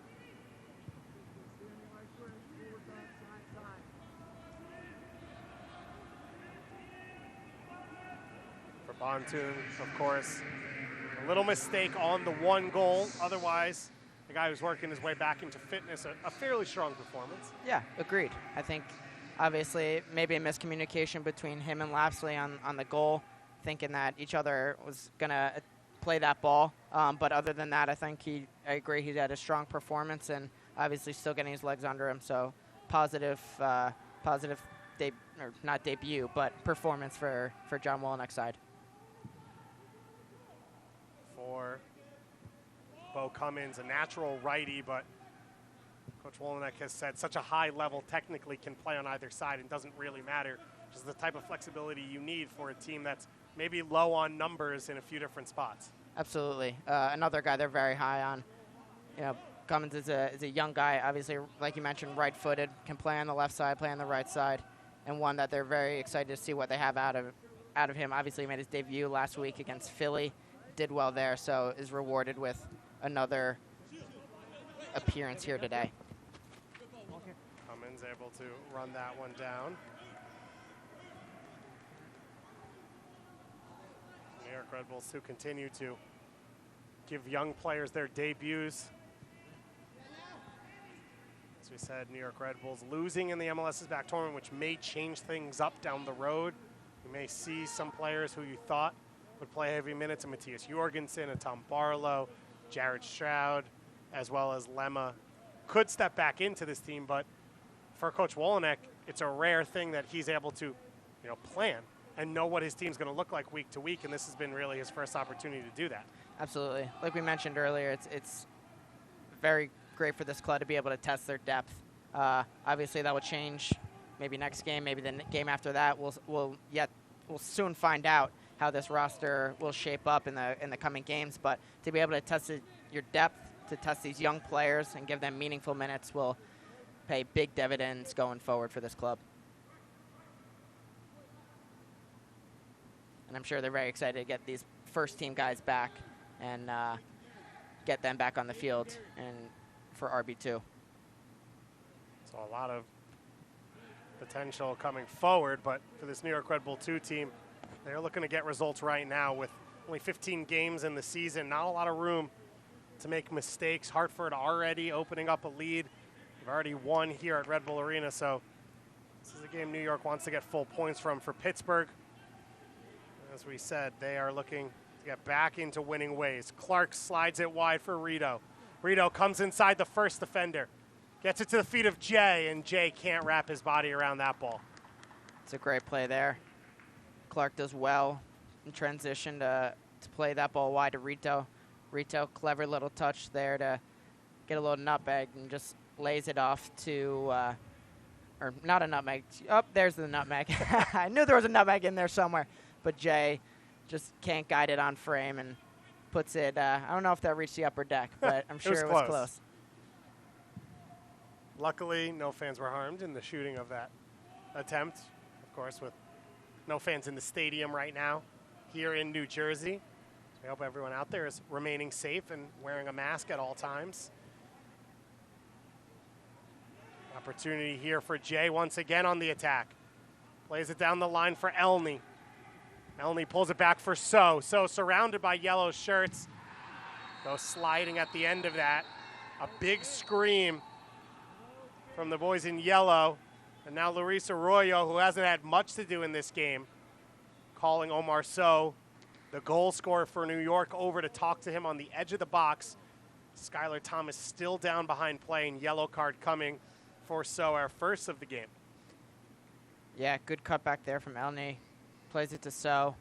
So just lets it touch out in front of him a little bit and lays in a big tackle. I think we haven't seen the replay, but may be fortunate to get away with the yellow card there. I think if you ask Pittsburgh, they were asking for a red, but you see he's still down on the ground, so we'll see how he comes back from this. Here's a replay. So surrounded by defenders, and So is very fortunate in this one. Full extension, studs right into the foot of Skylar Thomas. Yeah, you see, plays the ball but continues through. Cleats exposed, Skylar Thomas down again, so I think you're right. Lucky to get out of there with a yellow card. Pretty dangerous challenge. And of course, 2 substitutions already made for Pittsburgh, but 5 substitutes available for every team. A 5-man back line right now for Pittsburgh, so they have a few options. They have Jaleel Asani on the bench, North Macedonian defender who's yet to appear in a game. They also have Danny Rovira, or they can shift their shape a little bit, although Skylar Thomas, the one true center back along that back line, so it might be tough without him to go into a flat 4. We'll keep an eye on that one for Bob Lilly's side. As we said, basically a 3rd game in 8 days for both these teams. It'll be interesting to see how these coaches manage their subs. Gonna watch the legs on the players as we go forward. You'd expect Derry Korf to be the next man on as he steps to the midfield line with Jake LaCava. You seem to be a fortune teller here. Yeah, Derry Korf coming on here, obviously coming off a huge game against Union 2. And Jake LaCava, again, another guy with a big game. So they're going to be looking for these two to come on here and play a big role. So and Jay coming off. So that's the afternoon. The goal for Omar So a positive. Overall, what do you make of his performance? Yeah, I think obviously you love a player like that to come off the field with a goal under his belt. Great goal. I think probably sour taste in his mouth coming off getting the yellow card there, but I think they're playing it safe, not going to risk anything. But I think a great performance from So, and Jay was active as well. Obviously, you like to see him on the ball. He's very creative for this team, so I think 2 good performances from the 2 of them. Ball down the line. Korf getting his first career professional soccer goal midweek against Philadelphia. Hit the post against Hartford in the last game, so came off the bench in that game, started midweek off the bench once again. But the Englishman out of college, a dangerous attacker for New York. Absolutely. One that John is very excited about. Obviously, he's mentioned that he was frustrated not to start the game against Hartford. But you look at this roster, even with the first team guys out, there's a ton of competition. And so it's very important for him to be on the field now. Obviously, he had a great chance to level up the score against Hartford in the dying seconds, and had a big performance for this Red Bull team last game. So they'll be anxious to see what he can do here and try to fill up the stat sheet for this team. Don't miss a minute of action in 2020. Sign up today and get alerts all year long by following your club on ESPN.com. Search for New York Red Bulls 2 or the Pittsburgh Riverhounds, and then click the follow button to keep up with the latest news and scores. Plus, get reminders on New York Red Bulls 2 and Pittsburgh's next matches. Go to ESPN.com and click follow for your club. Well, foul called against the home side. You could hear John Wolnick react to that one with no fans in the stadium as Forbes plays it up to Dos Santos. Duba Dos Santos, an expert in winning the ball in the air, an expert in using his body. At 6'4", the 28-year-old has scored in bunches. 10 goals last year for the Pittsburgh Riverhounds, 15 goals over the course of 2 years for Ottawa, and 11 goals in 2016 for Rochester, including 2 goals in the playoffs against the New York Red Bulls 2, and the title-winning run in 2015 for the USL champions. Sorry, Rochester. I don't know why I said that. Yeah, a guy clearly with a goal-scoring pedigree. Like I mentioned, Rebel 2 is definitely going to have to keep their eye on him, get numbers around him, and obviously he's a threat in the air. On the ground, he really does it all. Yeah, he's got good feet for a player of his size, and as you said, can score a lot of ways. For New York, that wants to see what Roa Boateng is capable of, this is a dream matchup. You've got Ropapa Mensah, good with the ball. His feet can cover a lot of ground that Boateng's had to chase into midfield, and now you've got Dos Santos as well to battle with. Yeah, definitely 2 big guys that Boateng and Kilwine will be able to test themselves against. Obviously, a lot of experience between the 2 of them. So for these 2 young center backs, this will be a great test, one I'm sure that they are looking forward to. And so I think for them, we'll see what they can do between the 2 of them. It will be interesting to see how they fare. Free kick coming here for New York. Zayat standing over this one. We've got Kilwine and Boateng in the box as options. To the far post, Vidiello comes down, takes it. Kilwine looked like he had gone down before he even made contact with the goalkeeper. Keep an eye here on Preston Kilwine, Pleasant Hill, California native out of Florida Gulf Coast University. His first professional soccer year last year with New York Red Bulls 2. And the classic goalkeeper has to go up with 1 foot out, and got a little piece of Kilwine. Yep, looked like a knee into the ribs, or I'm not sure exactly what, but looks like he might have lost his breath a little bit dealing with a knock there. You look at the ball end from Zayat, it's a little bit too floated. I think it's a keeper's dream. They get to go up, get the ball, and give a little piece to the opposing player. So hey, it's not a foul. It's his prerogative. He just has to defend himself. Said every goalkeeper, every time, everywhere. Exactly. So I think Kilwine might have some words for Zayat. A hospital ball, if you will. Zayat's the quarterback putting his wide receiver out there on the line. Kilwine, 6'4", has played left back and center back for New York. Great feet for a player of his size. Has shown, I think, from last year to this year that he could be a starting center back and allowed New York to have some flexibility with some other guys. Yeah, a guy that is very versatile for this team. Obviously, like you mentioned, playing outside back and center back, but he's got a good left foot on him. As you mentioned, very physically, very fits the mold of a center back, but one they're very excited to be a part of this team and really to be a leader, especially during this time with a lot of their older players missing. David Gossin, Connor Lade with you here for New York Red Bulls 2 versus the Pittsburgh Riverhounds. The Riverhounds coming off a first-place finish in the Eastern Conference of the 2019 season. They then had to wait until July to start the 2020 season. It was a hot start for the Riverhounds. 2 wins on the road to open things up. A loss against Indy 11 midweek at Highmark Stadium on a dramatic stoppage time goal from Tyler Pasher. And now doing the job so far at Red Bull Arena, sitting on a 1-1 tie. It's been a solid performance from this Pittsburgh side. Kind of they've pushed their line high and played higher up the field for stretches, and then they've sat in and kind of allowed New York to work themselves into holes. Yeah, Bob Lilly obviously has versatility in his game planning, and so I'm sure maybe during these hydration breaks he's telling them a different way to approach it. As you see Derek Korf there draw a foul. You can see them now maybe sitting back a little bit more than they did in the first half, maybe absorbing some of this pressure, and as other teams have looked to do, maybe catch New York in transition. Derek Korf, 41st pick in the 2019 MLS Super Draft by New York Red Bulls out of Wright State. Spent 6 years in the Manchester City Academy over in his native England. Now in his 3rd appearance here for New York Red Bulls 2. Started the year with an injury.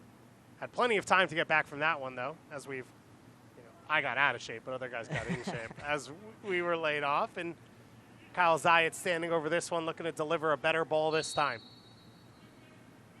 From the end line, curls it to the far post, and the header back from LaCava, not on frame. Yeah, the ball seemed to be either a little bit behind the run or maybe the run was a little bit too early, but either way, the ball was behind. LaCava tried to direct it on frame, but was unable to do so. LaCava, the 19-year-old, officially signed his pro deal on July 3rd, so just a few weeks ago. He's been around the United States, playing in the LA Galaxy Academy for a time, as well as in Arizona with the Barca Academy. Now back with New York in his native New York, New Jersey area.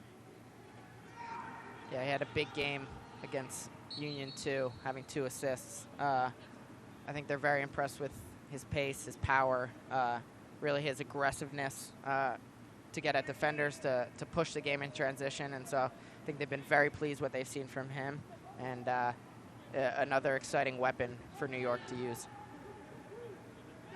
Clark pressuring Mertz there. Forbes gets out of it easily. Up the field for Griffin. Out wide now for James, 1v1 with Rito. James and Griffin looking to work along that left side. Forbes pressed once again, and LaCava able to knock it away, but only out of bounds. And every once in a while, you get that player who loves to be pressed because you can use the other team's over-aggression. We know Darlington Nagby is one of those guys.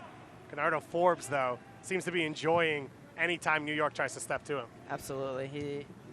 You're impressed always when you see guys like that are they play with such ease, and it looks like everything comes easy to them. And so he's just another example of those players. One, the ball never seems to take a bad touch. You can press him all you want, but he's going to look to turn out of situations and always look to play forward. So definitely a very impressive player.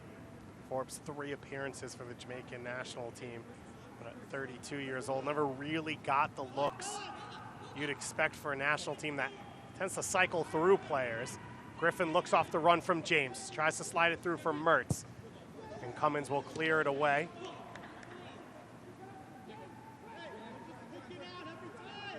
John Wolonek miming illegal throws down below us, so you can only imagine what he's upset about as Dover gets the long throw into the box, bounces, and Mensah can't get back on the end of it. Final 20 minutes coming up here of this one. 8th minute goal from Skylar Thomas to open it for Pittsburgh, a 34th minute equalizer from Omar Sow. 2nd goal in back-to-back games. And it's been a fun one between these two teams. We haven't seen a ton of golden chances, though, in the second half. The game's really been played in that middle third, which you wouldn't expect from two teams that are fairly goal dangerous and focused most of the time. Yeah, it almost looks like a first half here. Teams trying to feel each other out. So I think, there you go, Dos Santos draws a foul in a dangerous area for Pittsburgh, but they look like they're trying to feel each other out, seeing what adjustments each other made at halftime, neither of which look like they're being the aggressor of the second half. So we'll see if that will change in the next half hour, 25 minutes or so.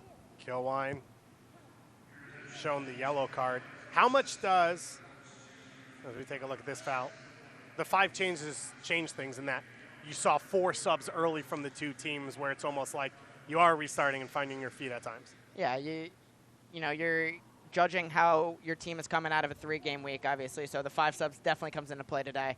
Maybe some guys that are looking a little winded, you need to get them off, reinvigorate your team, but I think, coming down the stretch, it's going to be tailored to what's happening in the first 20 or so minutes of this half. So I think we'll expect some changes here very shortly, depending on which each team needs, but it's a luxury to have these 5 subs, and they're definitely taking advantage of it so far. Joe Falla has a jersey on for New York Red Bulls, too, to get ready. Canardo Forbes, 1 assist off the all-time record. Curls it in, alive at the far post, tucked home and just wide.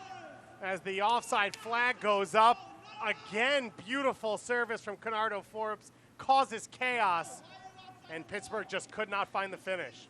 Another great ball by Canardo Forbes. You see him swing the ball in here. It falls at the feet of Mensah. Mensah can't guide it on frame. I think Ashworth was it. It was probably the one called offsides. And then the ball comes in again, and it just cannot redirect it on frame. Red Bull very lucky to walk away unscathed there. Credit to Bo Cummins there, who, if it wasn't offside, had knocked that ball out. I thought Duba had taken a shot as Robbie Mertz gets a little frustrated there with Kilwine. You'd think maybe Kilwine on a yellow card could be the one that's going to get subbed for Joe Falla, who's played center back and left back.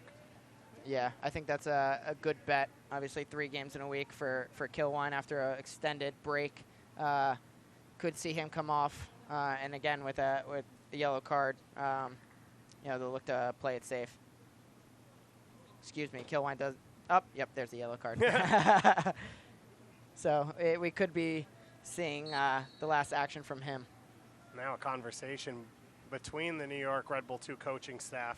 Down below us, Ibrahim Sakaya had already handed a piece of paper to the 4th official, so maybe it wasn't for Kilwine, and after that little shoving match with Mertz sitting on a yellow, the coaching staff rethinking it. We will keep track of that one as that one goes straight up in the air, and now Mensah right on top of it, cuts it through for Mertz, and Mertz gets on the end of a ball dropped by Lapsley. The play looked dead, and now an opportunity for Pittsburgh. Dos Santos, and he drives it across the crossbar. Yeah, you look at this play here. Dos Santos does so well, or excuse me, Mensah does so well to slip in Mertz. And Lapsley looks like it just skipped right into him. He maybe takes his eye off the ball, looks at the player, and Mertz does well to collect it, put it back in, and rolling for Dos Santos, who just puts one over the bar. But, a mistake there from Lapsley that, I'm sure he will not be happy to see back again, but they're lucky to walk away without a goal. So an interesting moment coming here for New York. They've made 3 subs already. Kyle Zayat's the captain down, and it looks like Daniel Edelman's getting ready to come on, which would be a like-for-like sub at defensive midfield. Joe Falla was already up. You can only stop the game 3 times to make subs. New York's already done it twice, so you'd expect them to make a double change here. Coming forward, Edelman, just 17 years old, an academy kid, scored against Philly too, but this is a ton of responsibility to come in for Kyle Zayat against this Pittsburgh midfield with Mertz, with Griffin, with Forbes. Yeah, I think they're very pleased with what they saw out of Edelman in the game against Union too. They're very pleased with his bravery. Obviously, gets on the score sheet, which is incredible for the young man. I think they love the way that he made, especially on his goal, that run out of midfield.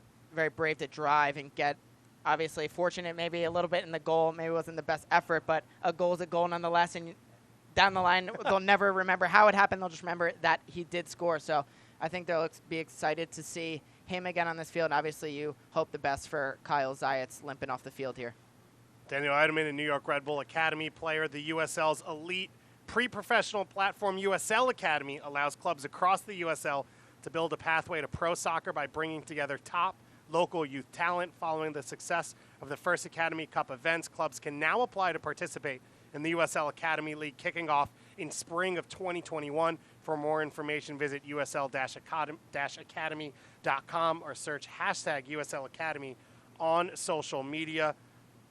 As these teams continue to build out, so many changes in the world of soccer. USL League One coming on board last year. We saw the first ever transfer fees between the USL League One and USL Championship team, the academy players that are being used in San Antonio, and of course here in New York. Young players getting some big opportunities. So Kilwine coming off in place of Fala, and there's Zayats for Edelman. So the final substitutions of the game for New York Red Bulls Stu. You'd expect Fala to go straight in at left center back and Edelman alongside Sharifi in midfield.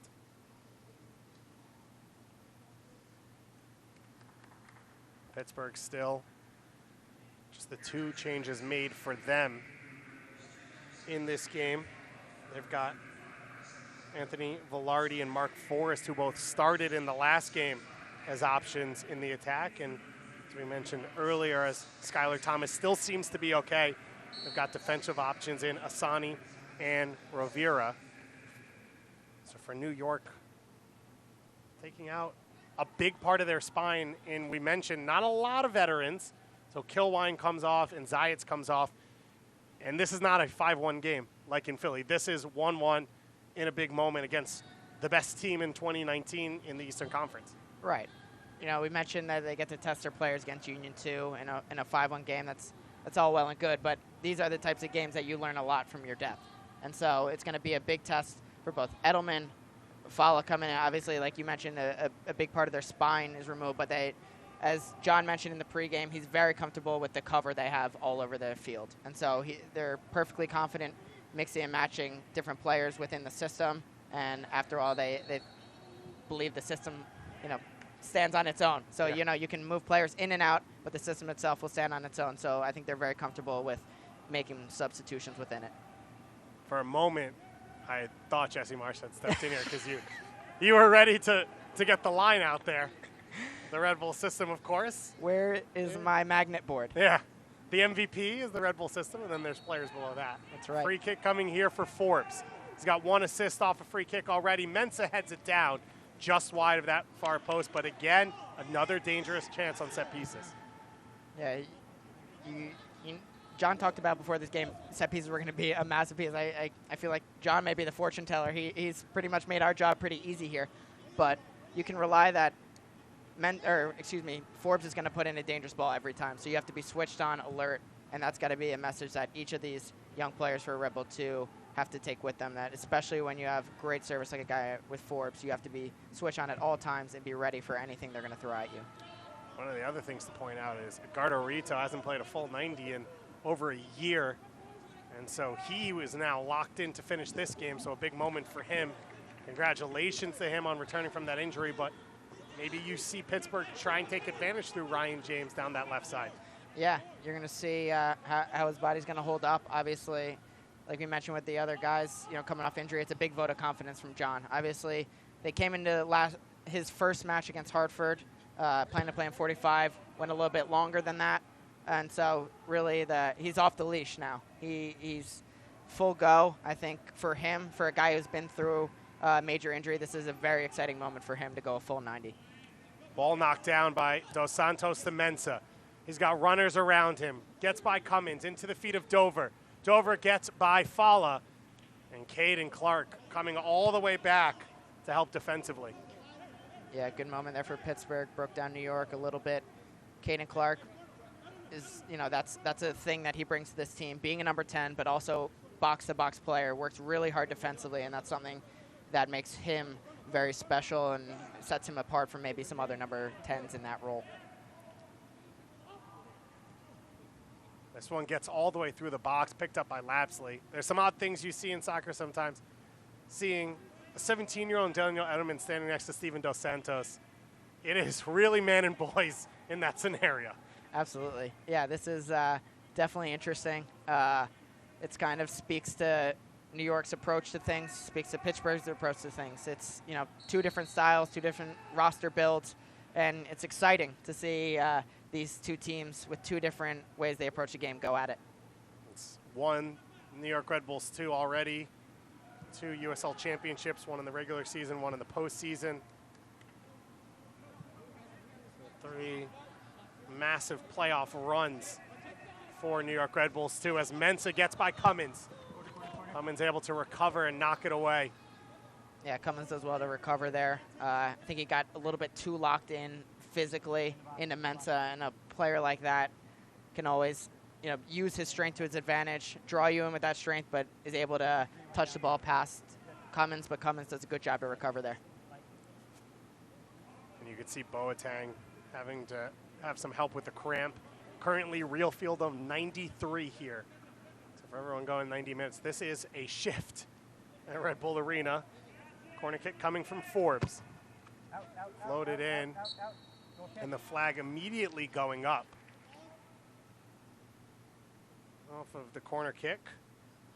Fans, you can follow the New York Red Bulls too, and the Pittsburgh Riverhounds with the rest of the USL Championship all season long on ESPN+, home to the USL, MLS, UFC, and more. Join the nearly 8 million sports fans who have already discovered ESPN+ and watch the championship live every week. Sign up today at espnplus.com. Definitely the best $5.99 that I spend every month. You get bang for your buck on that one. Serie A still going on there. USL League One kicking off. So a ton of soccer on ESPN Plus going forward. We had none. Now we have all. It's been a big shift over the last few weeks in the world of soccer, but we'll take what we can get. Yeah, it's been an overload. That, to say the least. The Premier League closing out this morning. The NWSL Championship this afternoon. Juventus playing. Then you've got this game. We've still got MLS to go later tonight, so fortunately, you're not allowed to go anywhere. So you have an excuse to sit on your couch and watch a ton of soccer. We've enjoyed it so far. Final 10 minutes of this one coming up here.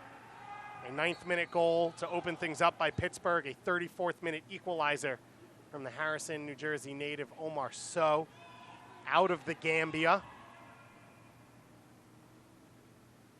Question will be, is there another late winner on the books in the USL Championship? It's been a dramatic restart to the season, as we talked about at halftime. Maybe another one in the books here. Cummins quickly down the line for Corfy. Big header there from Thomas.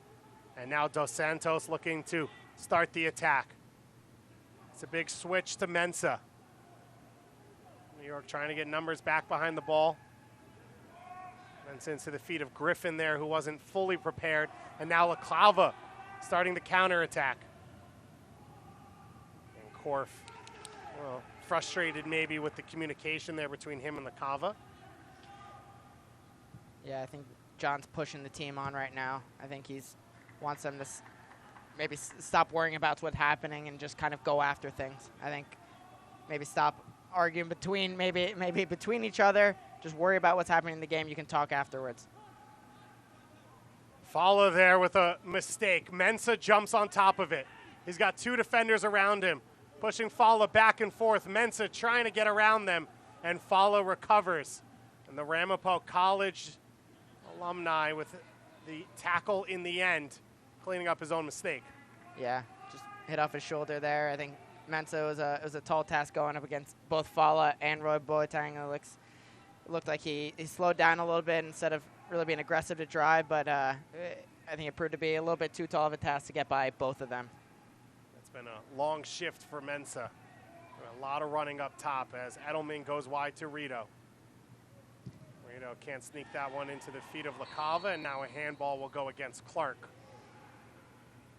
Caden Clark will get his first 90-minute shift under his belt. You can see the 3 games in a week starting to play a factor as Mensah's just keeled over a little bit, getting his breath back. Tall task for both sides to play in these conditions today to make it a 3rd game in a week. So very impressive shift by both sides. So Mensah's evening is done. After 85 minutes, Mark Forrest coming on. Douglasville, Pennsylvania native out of Lehigh University. Made 7 appearances last year. Ended up showing up late for preseason because he had to finish classes at Lehigh. Kind of put him behind the ball. Only got to start 1 game. And now his 4th appearance already here in 2020.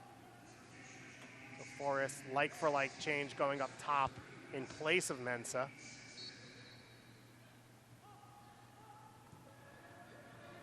Azil restarting play. Another strong performance from him. Set the record 2 years ago in his rookie year for minutes by an outfield player for a Pittsburgh Riverhound. And played more minutes last year. Now playing with French Guiana in international competition as well. One of the best players in the USL Championship. Yeah, John's urging Lapsley to play quick. He wanted him to throw the ball to Cummins there. I think that's something he's been emphasizing in the past couple minutes, just play quickly. He feels like they've been slowing down a little bit. You know that he's never comfortable with just tying a game. He wants to win games here. So I think that's something that he's going to be urging them on in the next couple minutes. Clark with the through ball, Korf running onto it. And he's not able to beat Vitellio to it. First opening in a while there for New York, as Elney gets none of the ball on that one, right in front of the Pittsburgh Riverhounds bench. Arroyo coming over to deal with it. Forbes still holding his leg. It looks like Elney maybe will get away with a yellow card off that one. And you have to say, credit to Pittsburgh in that they've stepped their line up, and then at times they've sat deep where maybe Lapsley's not comfortable to play quickly because of the mistakes we saw in the first half, where he's not quite sure where Pittsburgh's going to set their line at any moment. Yeah, absolutely. I think this is, a Bob Lilly kind of classic, just tinkering with his team, changing the look that you're going to give to the other team. It speaks to his versatility of his team. They can press high, they can sit in a lower block, they can press you in a mid block. So it definitely a professional shift today from this Pittsburgh side, and I think they're going to continue to push this game and try to sneak a late winner here. And as we've said all game, playing each other so many times, it's going to be those little things. How long do you press a little bit higher?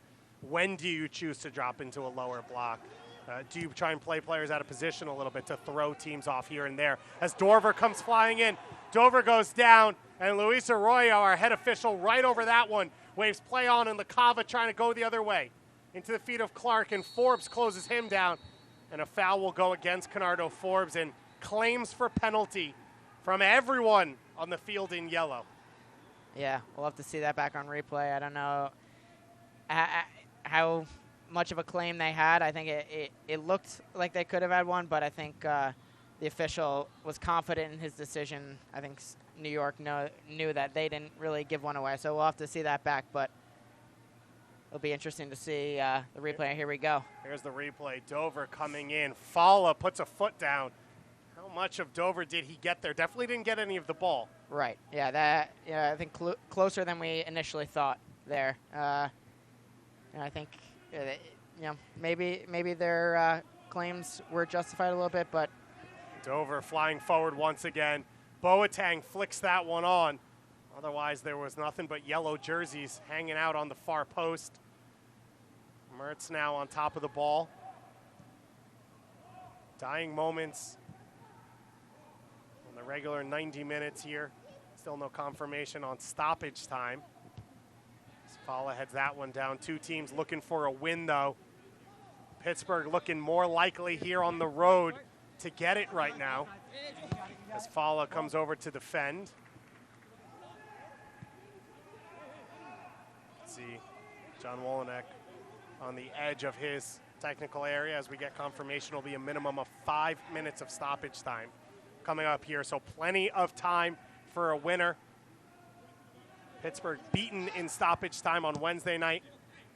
Can they pick up all 3 points late on here on the road? This has been the battle we expected, toe-to-toe between these two sides. It's Mertz now. Lays it back for Dover. Dover's ball knocked down. LaCava with the big clearance just to clear his lines as New York a chance to breathe. James back to the feet of Ashworth. Big switch from Ashworth. Beautiful touch from Mertz to start the attack. 1v1 with Cummins. Early ball is blocked. Headed away by Falla. And Cummins clears it on his first touch. Elney comes back to help his team out. And he's able to win possession. Korf cuts back. And you got to say, that's a yellow card Skylar Thomas will take any day of the week. Yeah, as a defender, that's one I'm sure they'll all be very happy with. As a former defender, I've been in that position, so it's one that is a professional foul for him. One Red Bull will not be happy about because they felt like they had a good opportunity in transition, but a good foul from him nonetheless. Korf had two players making a run down the far side of the field with James up the field. And now Falla will take the free kick.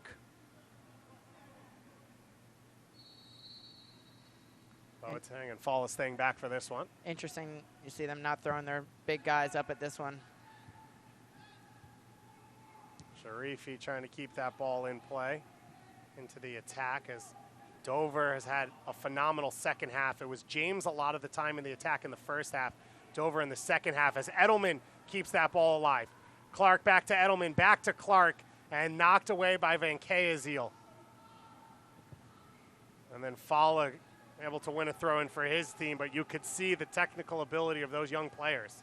Yeah, definitely a good combination play there from Clark and Edelman. Just a little bit too heavy of a touch from Clark there, but promising play from the two. Falla striding forward. Switches the field, but a long run for Boateng to get there.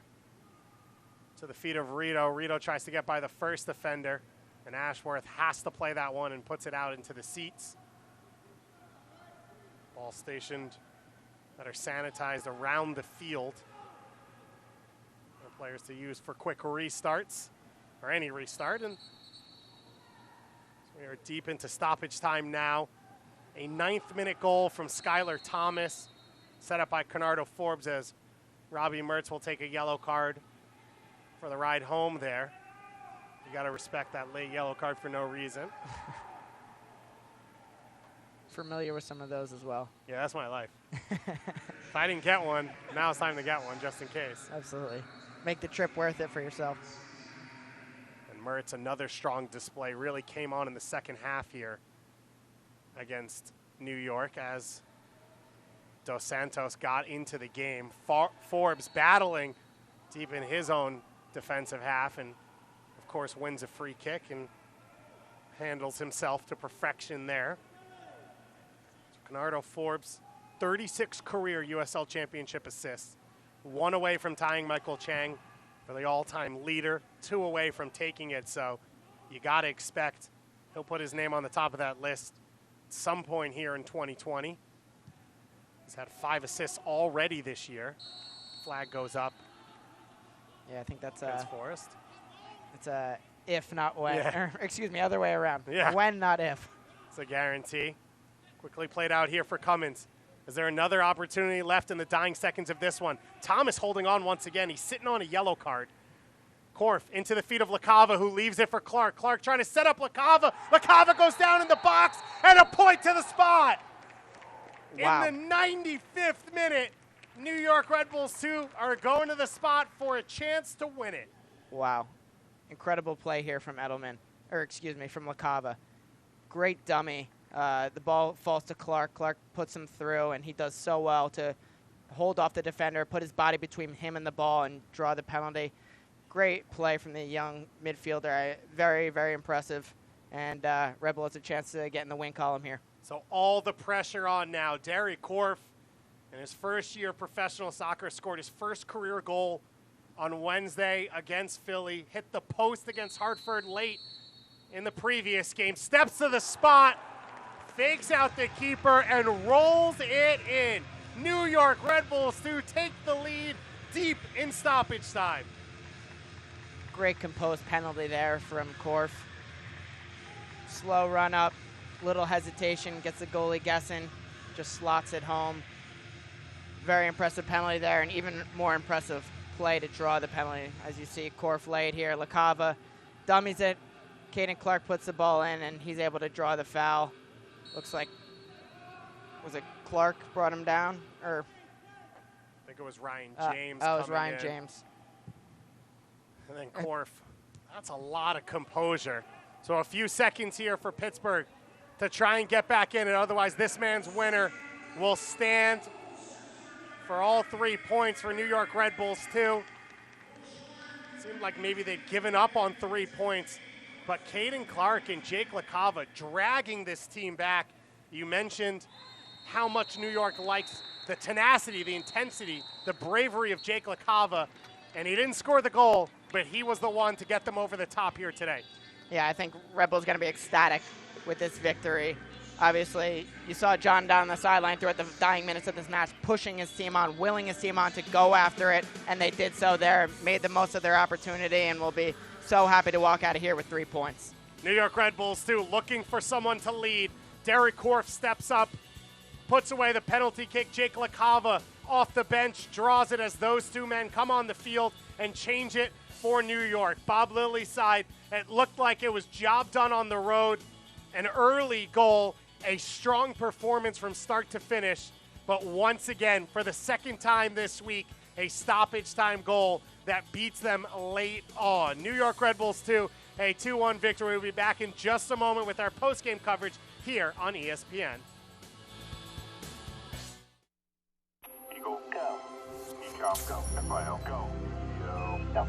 EPS, go. 15 seconds. Guidance, switch to internal. Come on, hurry up. All systems go. 5, 4, 3, 2, and lift off. Audi e-tron, the next frontier of electric.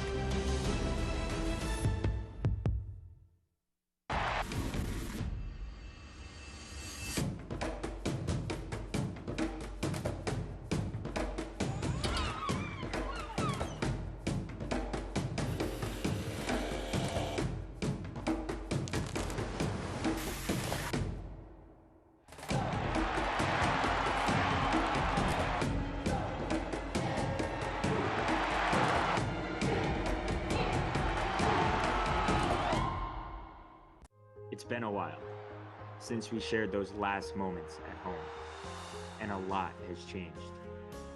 The world shut down. We found ourselves lost, but we found a way. Our heroes kept us in the game, and our community came together like never before. This beautiful game will continue to provide us the strength to keep moving forward.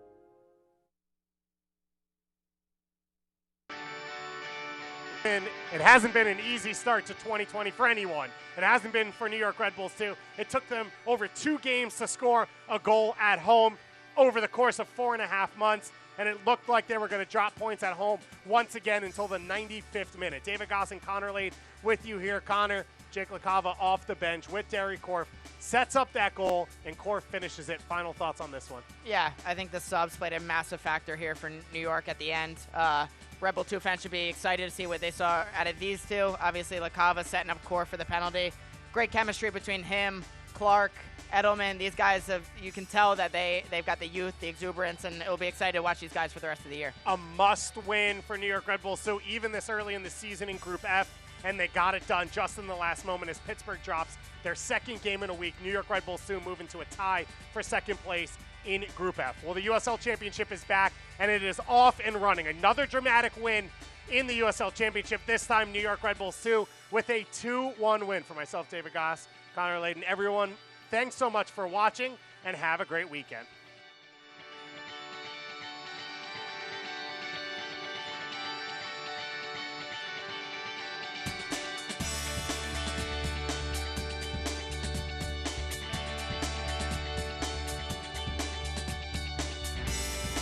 This copyrighted telecast of the United Soccer League Championship cannot be retransmitted, rebroadcast, or reproduced without the expressed written consent of the United Soccer League Championship.